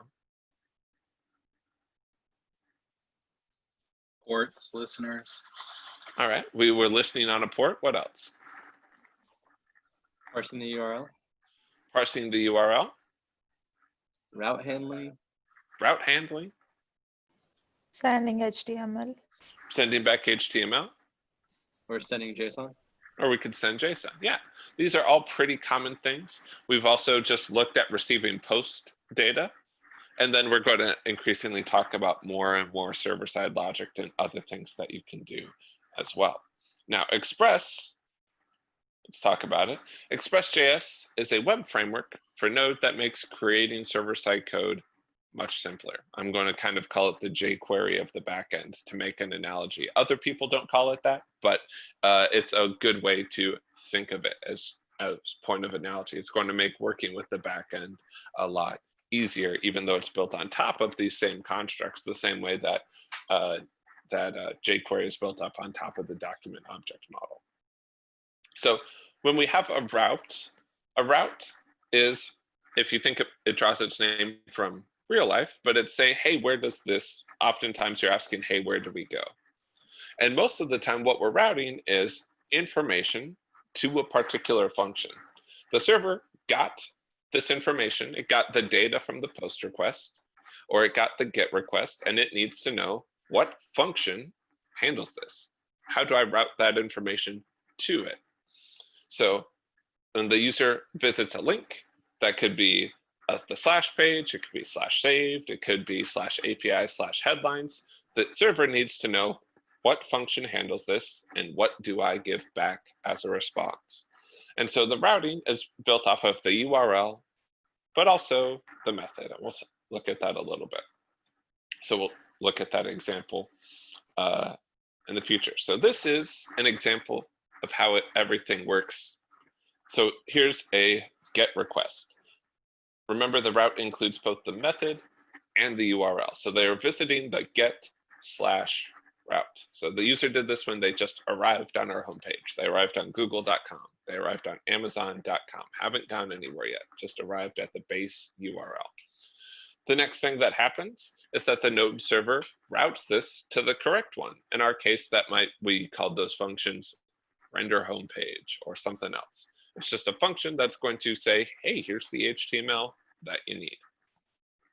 Then the server sends back the response, whether that was something we hand coded as a string in the JavaScript, or it's a file that we read using FS, doesn't particularly matter to the client. The client just gets that response, and that response includes the HTML to put on the page. So with a post request, it's a little bit different because we are going to add some information. The client clicks on the save on a save article button, let's say. And what happens is that it hits this route called API headlines. What is it going to save? Well, it's going to save the info, the ID of the article. It's going to say, yeah, let's save this article. The node server says, cool, and then it might save it in the database. We haven't worked with databases yet. So it might talk to other services and say, let's make sure that we keep track of this. Or in our example, when we entered someone into the force, it saved them to an array. And then it sends back a response that says, I did that. Here's any additional data you might need along the way. Cool. So I want to look at this example and sort of talk through some of the specific pieces. And you'll actually be building something like this in the future. So this is the Mongo scraper for the New York Times. You saw this a little bit before. So if I clear out all these articles and I scrape new articles, it's going to go ahead and look at the New York Times and see articles that are there. And so let's open up the network tab so we can look at the requests and response that happen as we use the application. So if I arrive here, let's go ahead and click on network. Refresh the page. Right at the beginning, up at the top, we arrive just on this page and it sends us back this HTML document. Now, because we've got links to other things like jQuery and CSS, you can see that those two are loaded on the side here. So it's making a request to get the jQuery, the Bootstrap, our JavaScript that we use to run the page. It has to make requests and the server has to send responses for each one of those. Now, if we're interested in just getting data requests or things that are AJAX requests, we can click on XHR. And you can see we haven't done any of those yet. So if I want to see this pickle is a cake and click Save Article, you'll notice that we have two requests that happened. One is a post request. If we look at this, or it's a put request, but it's like a post request. It has this URL, it has this request method put, and it has some of this information. It says, hey, this article, this ID that uniquely IDs this article, I want you to mark it as saved in the database. And it gets back and it says, yeah, cool, I saved that. Here's some more information about it in case you need that, like where the URL is, etc. Then, once that was done, we issued another request. And this request was a GET request. There is no body in here. There's no form data section on there because this is just getting the headlines that aren't saved. That's why after we clicked on this pickle as a cake link, it disappeared. So all of this is happening because requests and responses are firing. Now, if I click on the three dots here, or let's just open this up because let's click on saved articles. So when we arrived on the saved articles page, we see this pickle is a cake. Again, we're loading a bunch of the different things from here. If I refresh the page, the first thing that it loads in is the HTML page, which then loads in jQuery, Bootstrap, etc. And all of that information is there and ready to go. If I click on XHR, I haven't made any extra data requests, but if I click on article notes, it'll say, hey, do you have any notes related to this one? So that's another request that goes out and says, hey, do we have any notes? I can say, I would like to enter a note. Make a Rick and Morty reference for this one. Save that note, and you'll notice that that now sends another request. This is a post request to put that data into my backend. So there's this constant back and forth that we're doing whenever we're working with any of these applications. And these are actually an API that we wrote ourselves. You'll notice that whenever we're working with things that aren't visible to the browser, it's, .herokuapp.com/API/something. And we'll learn more about how we can organize that as well. And then if I click delete from saved, you can see that I actually have this delete request. It says, hey, please delete that. We then refresh all the data and it marks it as being true enough. So big thing I want you to take away from this, we're using requests and response all over the place. Whenever we do something, chances are we're going to talk to our backend and we're going to say something about it. We're going to ask it to do something for us, to get data for us, to display data for us in some capacity, et cetera, et cetera. So any questions so far about maybe how this app is working or about how requests and responses are happening? I want to open it up for a few questions before we dive into Express.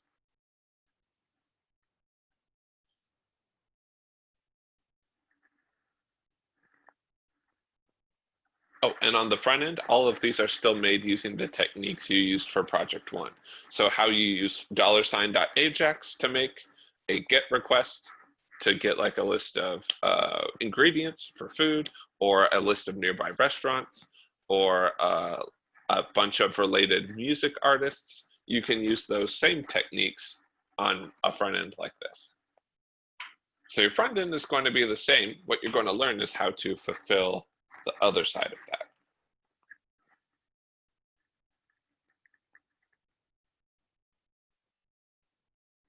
Lots of stuff, lots of cool stuff. It gets easier as you break it down more and more. It's easy to feel overwhelmed by all the stuff that's happening right now. We're just going to take a deep breath, take it a little bit at a time, and it'll make sense as we work with it more and more. All of you have the capability of doing this. Cool. So let's look at package.json and let's look at server one. So all of this actually doesn't look that bad. And we'll go ahead and go through this part together. So we require the Express module. We save our app equals Express. We have our port listed here. We have just these two objects, the two pieces of data. And then we've got app.get / and res.send, welcome to the Star Wars page, app.get / Yoda, and app.get / Darth Maul. And then we just say app.listen port function console.log listening on that port. So let's run this program.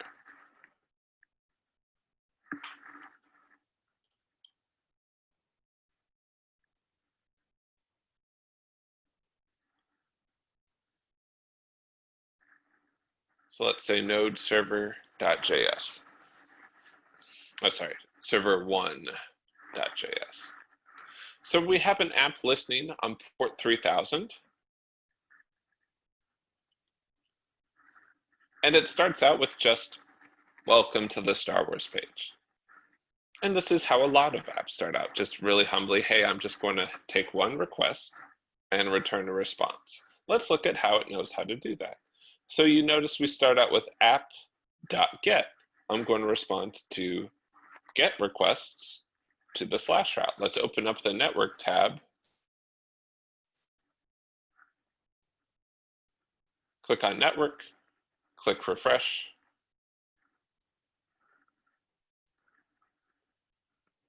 And you could ignore this second one. That's a plugin I have running right now. It provides me a little extra thing on there. You don't need that. What's actually happening is this. Look, it's just asking for localhost 3000. It's a get, and we're getting back 304 not modified. 304 is basically a way of saying it's the same as what I sent last time. It's the way that the browser can say it's the same HTML file. Do you have it cached? Use that, please. But if I empty my cache and hard reload, then it'll be the standard 200. Here you go. So it just takes a little bit longer when you clear the cache.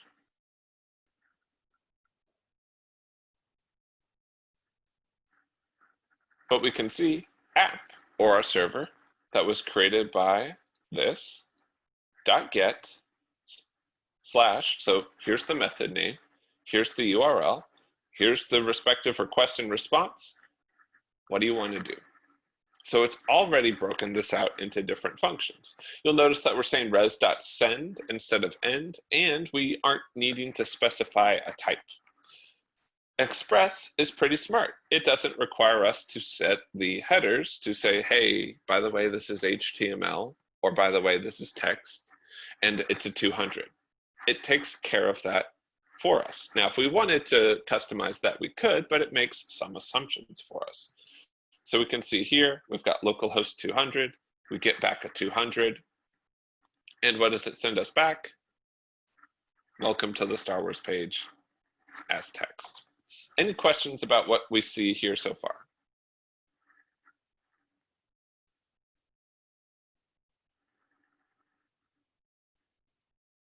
Is that so? The forward slash is essentially just like a placeholder.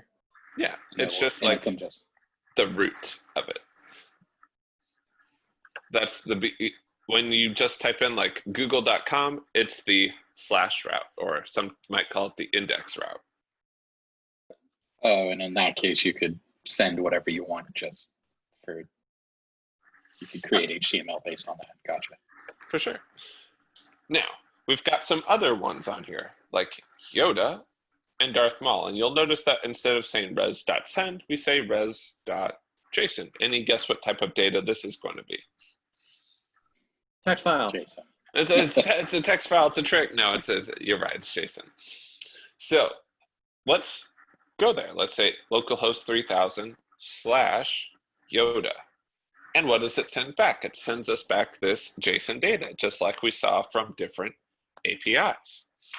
Now, we happen to have that just as an object here, but you could get this from any sort of object. You could pull it from a JSON file, you could pull it from a database, you could create it yourself on the fly. We're able to send back JSON data. And as we saw, that was what actually powered a lot of the different functionality behind our Scraper app and behind our Star Wars app is all of this JSON data being passed back and forth with the HTML and the CSS just updating to reflect that data. Same thing with Darth Maul. Now, what we want you to do for this activity, and we're going to take just a few minutes to do it, about 10 minutes or so, just for you to get your feet wet. We want you to add a new route for Obi-Wan Kenobi so that you can add him to the list. So the route name for that might be Obi-Wan, for example. Important thing, don't include spaces in your route names. It just makes it more difficult to deal with. Kind of like with folder names, we just kind of avoid spaces where possible in route names. So it would be just Obi-Wan, all one word, lowercase. That's just a little bit on there. And then we can see at the bottom, we've got app.listen port. Awesome. So for server 1, what we want you to do, add an Obi-Wan Kenobi, add in a route for Obi-Wan Kenobi, and then test it out to make sure that it works. We'll go ahead and open up the breakout rooms for 10 minutes, and then we'll review this. If you have questions, that would be a great time to ask them then, and then we'll move forward. Good luck.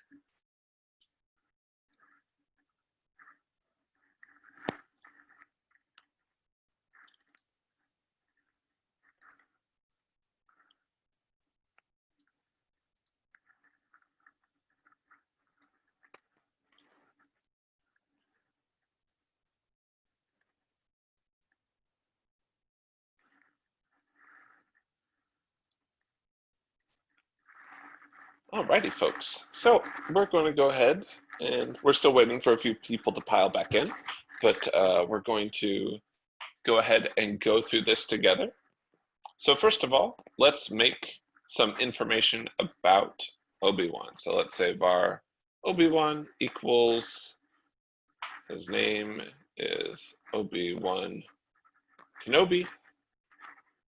What would we say that his role is? What would we say it is exactly that he does here? Jedi Master. Jedi or Knight.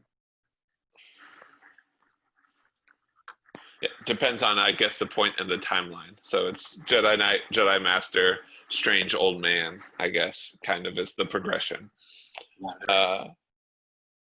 His LinkedIn profile is complicated.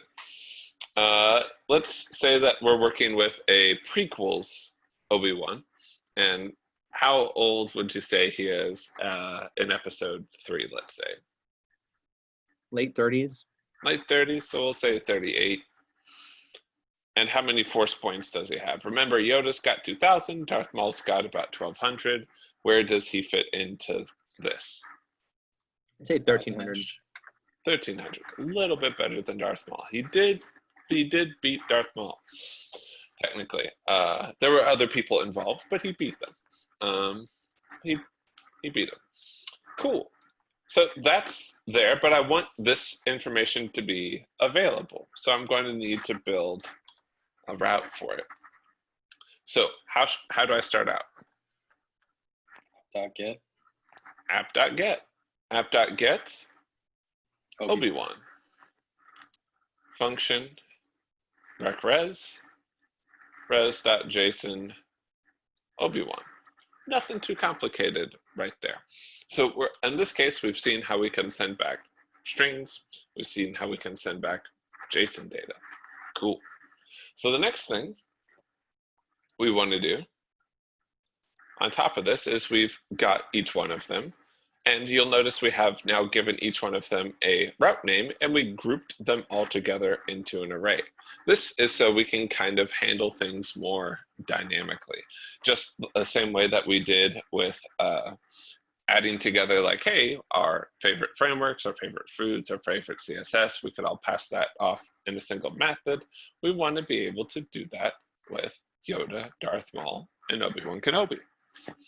So we start out with app.get/, and then we see app.get, and we see something new. We see :character. And this lets us say, okay, what's the form of the URL? It's /something, right? Because if we look at our previous one, there was / itself, which would return our welcome to the Star Wars page. And then everything else was just basically the character's name there instead. So instead, we group those together now by saying :character. And we can actually get the value that was written here by saying rec.params.character. That will let us access this thing that was set up earlier, kind of like how Inquirer, we could name a question and then get it back out. So we have the chosen, and then we can console.log that at the end. So let's give this a run through real quick. So we're going to go over to, this will be 09.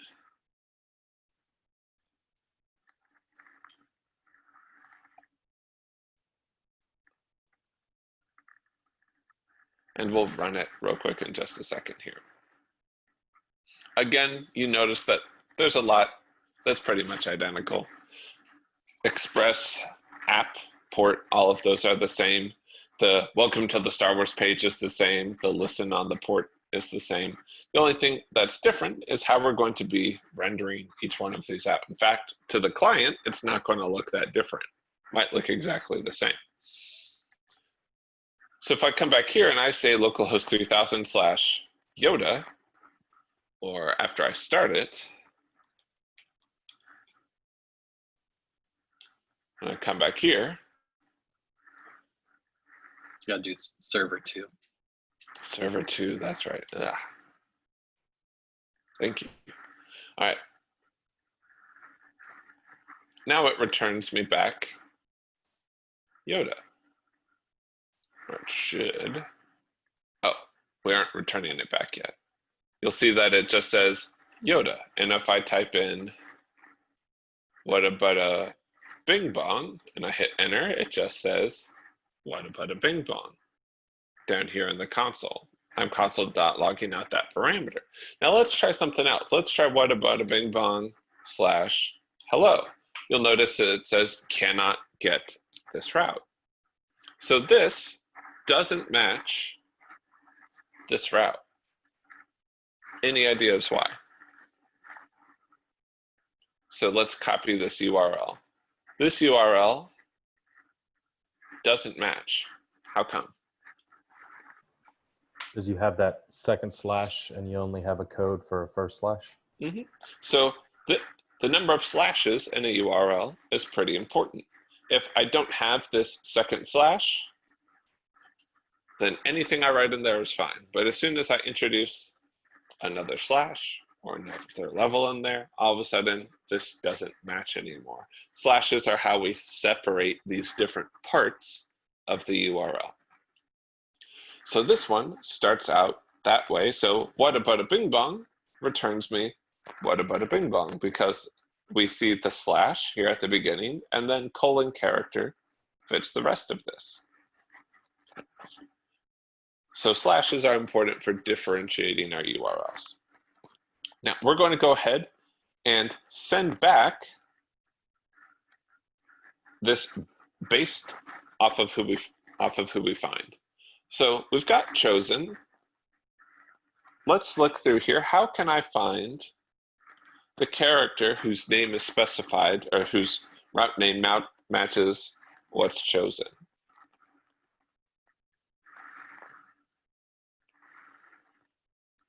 Would it be characters.find with chosen? Let's try it out. So characters, don't need caps lock on. Characters.find. And then we need to figure out which one it is. So we need a predicate for that. So we would have to say C, let's say character.route name equals chosen. And that would be const found. And then we could just say, let's just send back found. Let's try it out. You could also do this with a for loop if you wanted as well. There's no reason that you have to use the array methods, but it does make it nice and easy. It's a little bit less for us to write. So if I refresh the page here, it says, and I say, what about a bing bong? It kind of gives me back empty.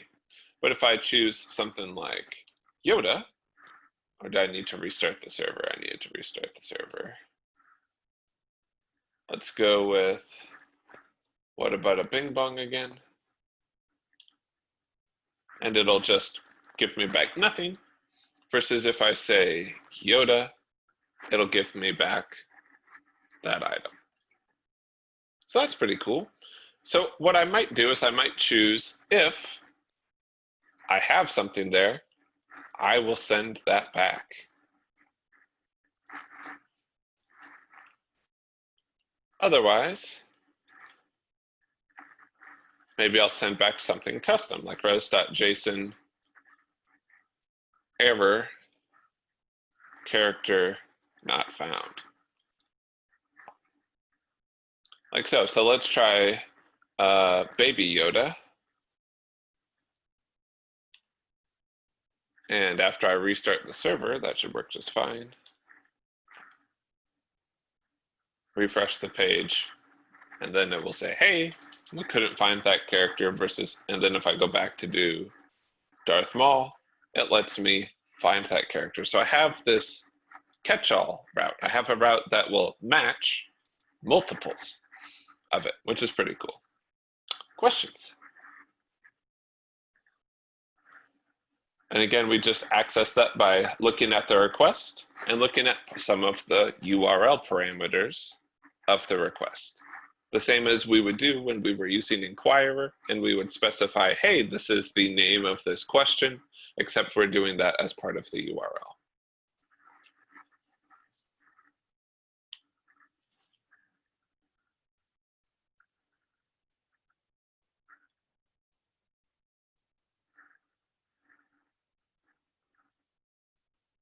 Cool. So at this point, you might think of our request response cycle as being able to say, oh, we can call functions, but we can't really pass those functions too many parameters yet with Express. Tomorrow, we'll be diving into that. How can we pass parameters to Express for it to work.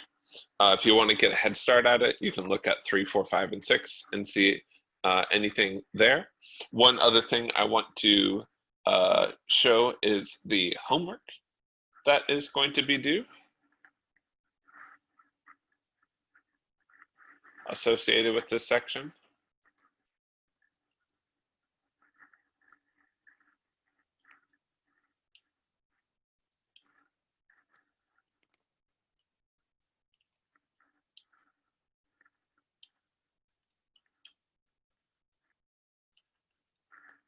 npm install.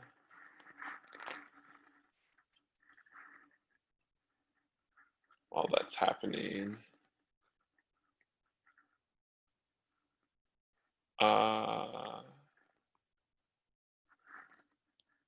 actually, we'll just do that back on this one. Cool. Okay, that's fine. Cool.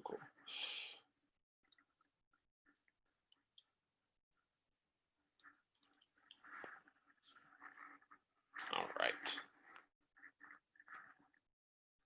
Localhost 3000. Did I open up the right one?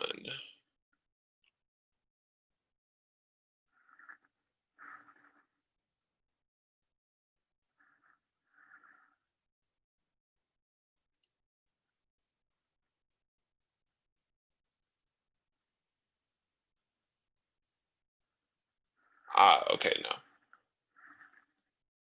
I wanted to show off the friend finder homework. That's the other one.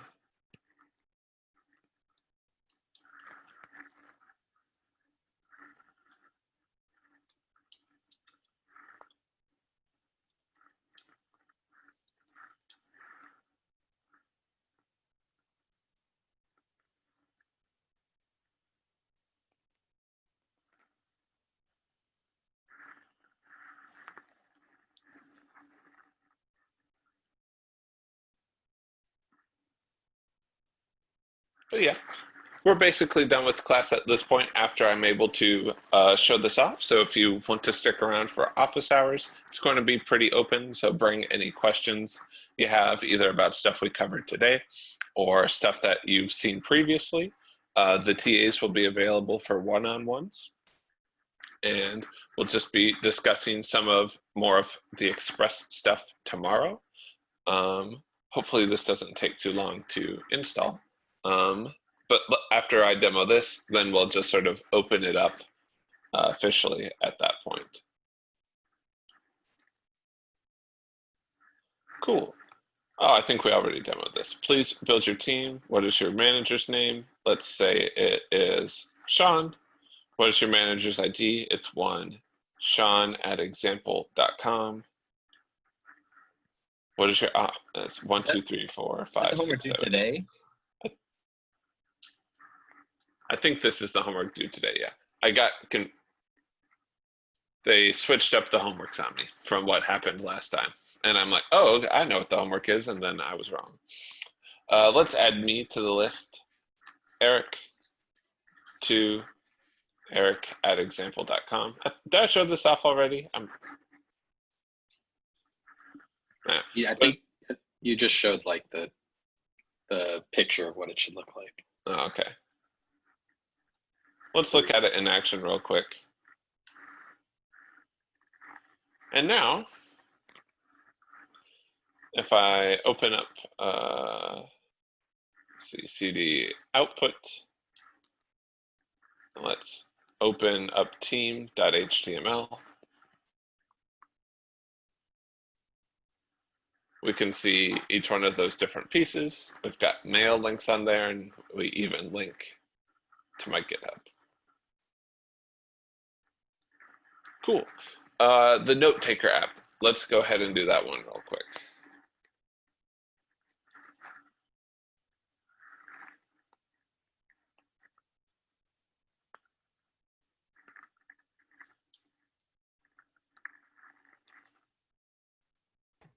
It says the note taker app's going to be due Friday instead of Thursday this week. Is that correct? That sounds correct to me. That sounds correct.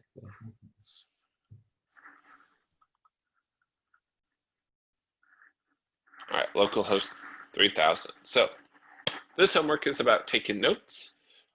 That you'll notice on this page, we just send back this static HTML page. When I click Get Started, it takes me to a new page called /notes with new stuff on it.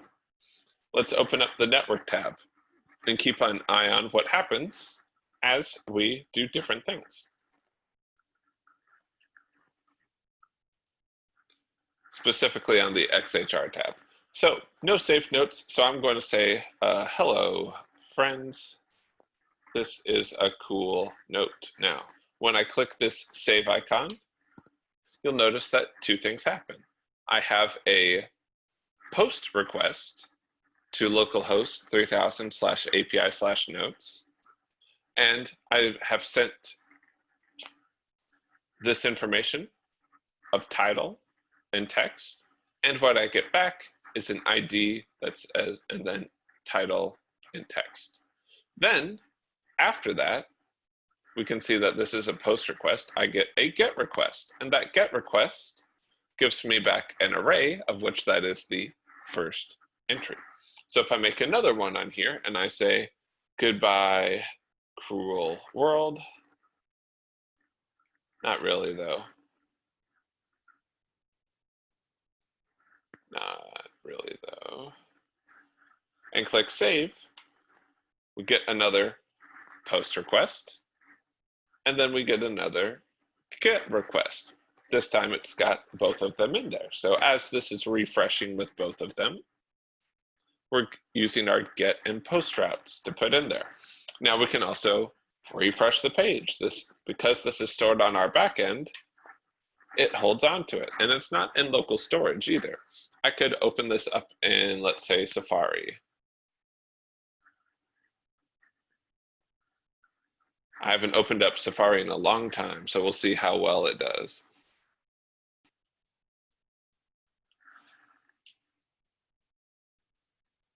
So if I get started, there's my notes.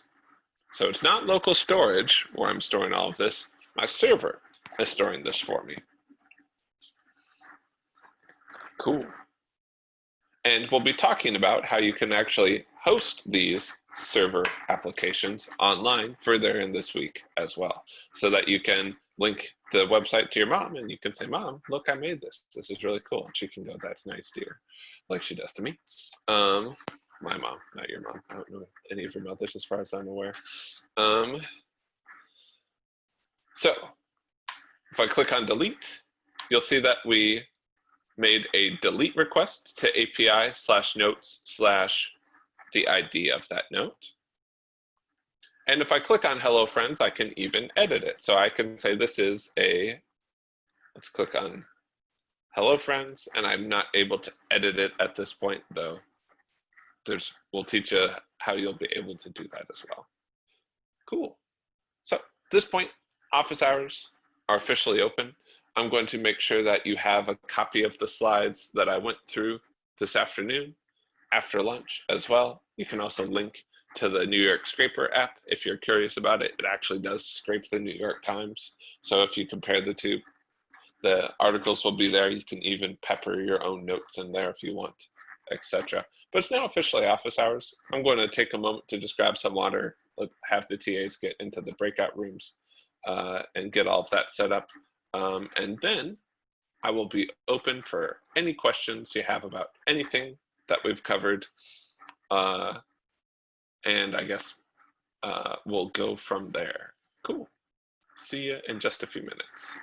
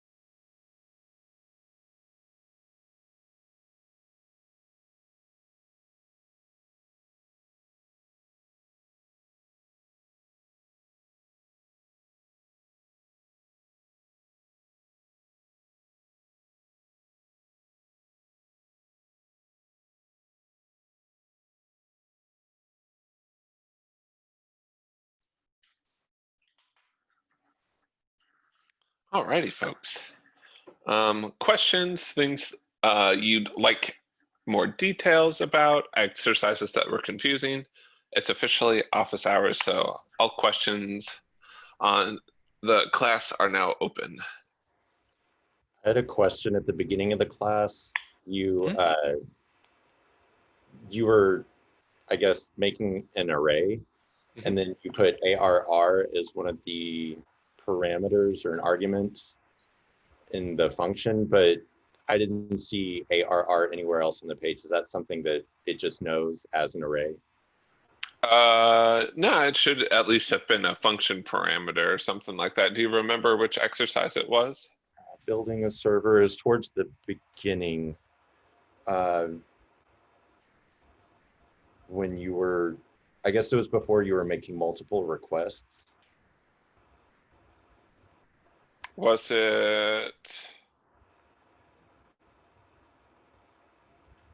It may have been in like 01 or 02. Yeah, let me look. Let's look real quick. While I'm looking for that in the other questions. Oh, is it this one? Yes. Pick one randomly. So the R is just coming from right there. So whatever I pass in there, just regular function naming rules apply.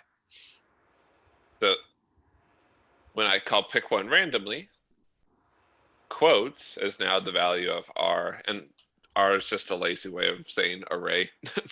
Like, hey, this is the array from this function. Go ahead and give me back one of these. So it's just doing an operation on the array using the information in the array. But that's the only place that ARR exists on that page, correct? Mm-hmm.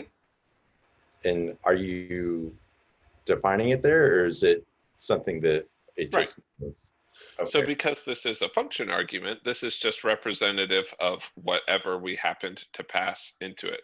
Like we passed in quotes, which is the array that we defined up here. So array, when we ran it there, is equal to quotes. So we take the quotes array, we randomly grab one of its values in there and return it. And you could have just put anything in there. It doesn't have to be ARR.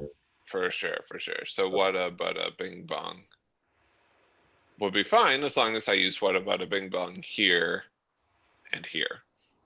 Gotcha. Thank you. Yeah, but ARR is commonly there for it's like, hey, this is an array. You'll see ARR on there a bunch. Okay. Well, yeah, thanks, Corey. Other questions? So for whenever you take your data from a response and write it to whatever HTML file you want to write it to, how would you be able to select, like maybe a certain div with a special ID and write it to just that part of the HTML?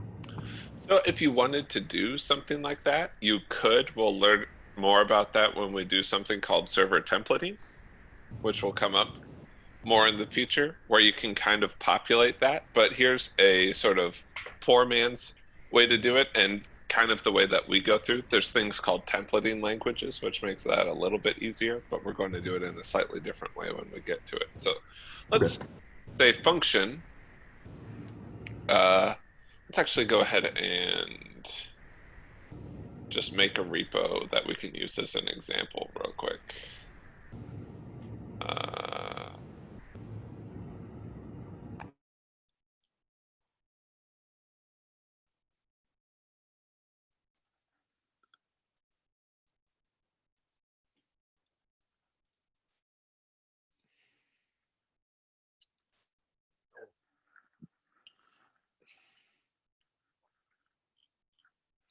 And we'll just make a little spare repo here. We'll call it example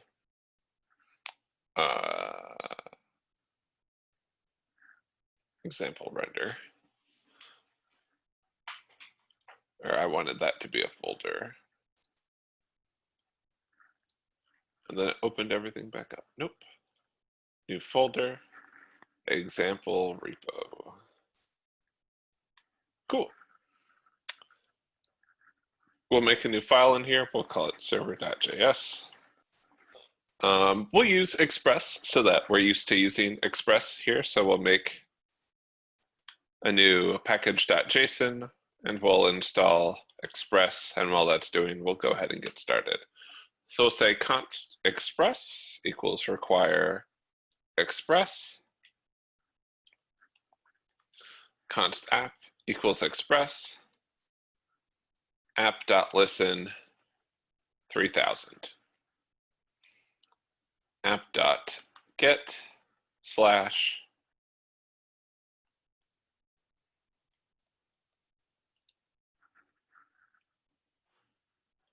recres. And then we'll say res.send test. Cool, we wrote a web server, right? Like this is a web server that returns a web page. It just says test, but it's a web server. And it's much easier to write that like this. Now it's hard coded to the port 3000 and it's not doing a whole bunch, but it's a web server. So if we say node and we'll use nodemon server.js inside of there. What did nodemon do again? It just, it's short for node monitor. And basically when a file changes, it'll re-kick off the process. So it's just a little utility. If you look into it, you can find it pretty easy. Or you can just say npx nodemon and then whatever you want. I just have it installed on my machine because I use it a bunch. So, oh, and I installed that in the wrong place. So npm init-y npm I express. And then we'll say nodemon server.js.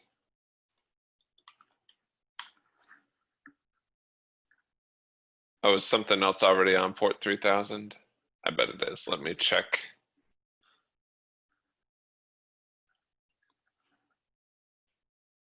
It should be all right. What did it not like? Yeah, address is already in use. Are there just like standards that you use, or could you use 3001 and it wouldn't? Probably use 3001 and it would work, but -9. But I also just know the commands to find out who's using that port and go to it. So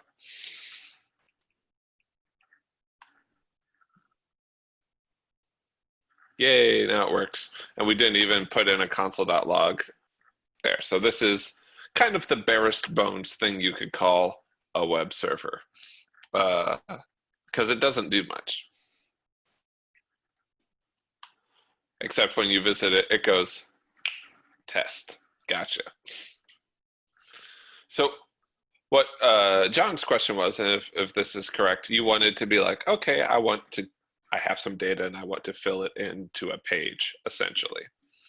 So what we're going to do, the technique we're going to learn is, let's actually make this a separate folder. Let's make it a folder called views, and I'm going to make a new file, and I'm going to call it, let's say, homepage.js. And what this is going to do is module.exports equals function data, and then it's going to return a big old template string. And that template string is going to look suspiciously like some HTML.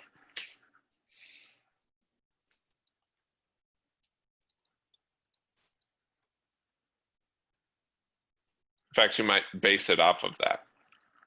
And so I might say, and what do I want the title to be? Well, I'm going to make that kind of based off of this. Or I could then put in a H1.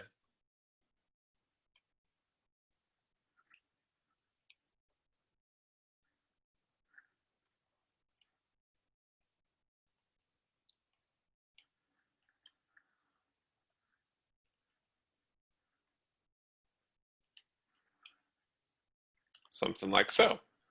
And then I would say up here, const home view equals require ./view/homepage. And then I could say res.send home view with the data I want, where the title is hello world and the text is what bing bong. Well, that's essentially what templated languages do as well. So now if I visit localhost 3000, there it is. And so I can pass data into it before I send it back. And that's called server-side rendering.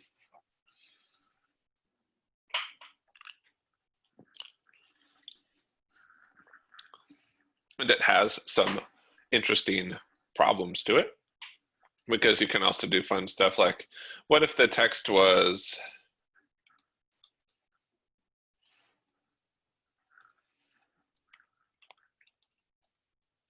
something like this?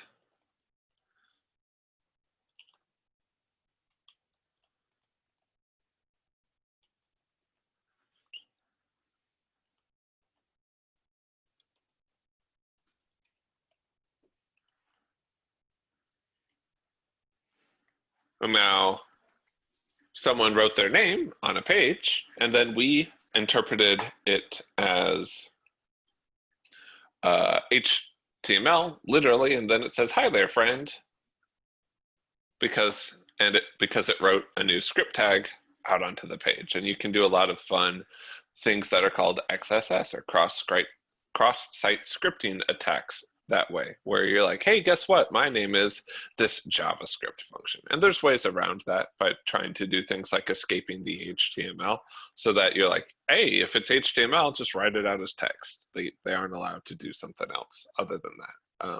But that's a whole part of web security. But that gives you kind of an idea of how you can do some of that stuff.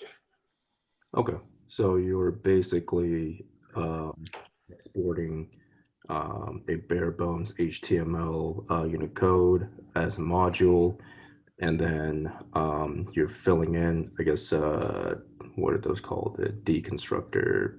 The one Yeah, that I'm just passing it a data object, and then those pieces of the data object are used to fill in the specific pieces.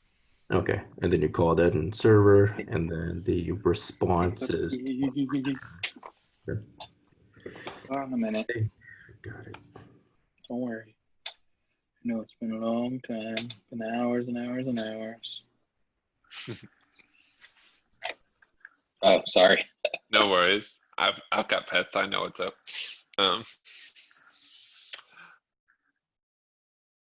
Cool. Cool. But great question, John. Thanks for asking it. Other questions?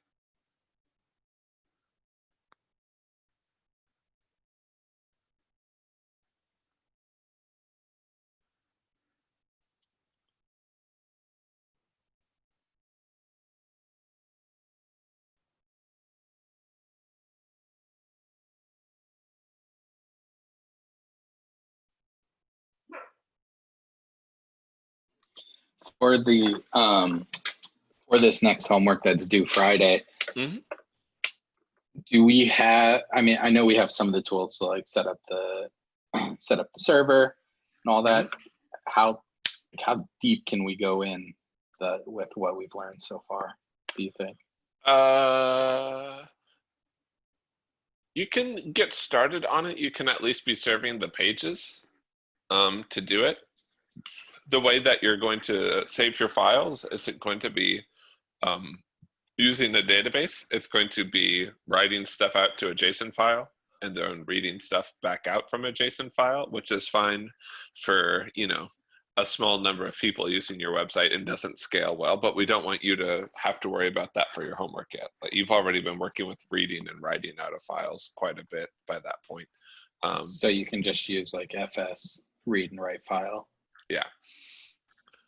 Essentially, you're almost going to be treating it just like asynchronous local storage you would have in a past assignment, where everyone's just sharing the same one. So it's not limited to your browser. You could access it on wherever. But pretty soon, Thursday-ish, I'm feeling like we will introduce MySQL, which will be a database, which is how you actually do that most of the time. But in the meantime, we don't want that to be the focus of the assignment because you're just learning that on Thursday. Probably by the end of the morning tomorrow, you'll have everything you'll need to know for the homework. It'll just be more practice along the way. Thank you.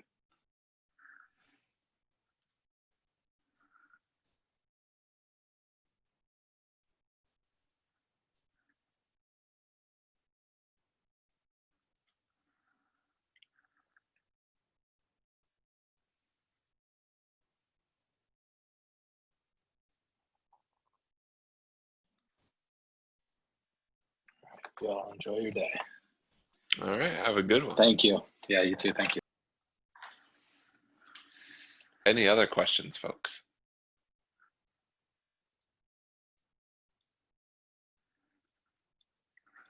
Any activity that was difficult or any concept you want to revisit or anything like that?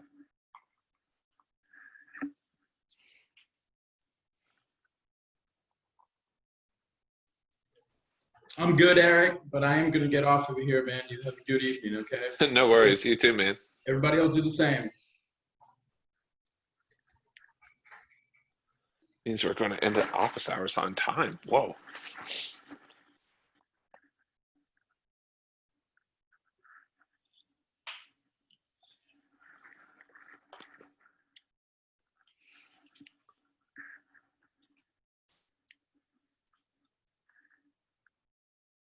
All right, y'all. Well, if there's no more questions, I'm happy to let you all go at this point.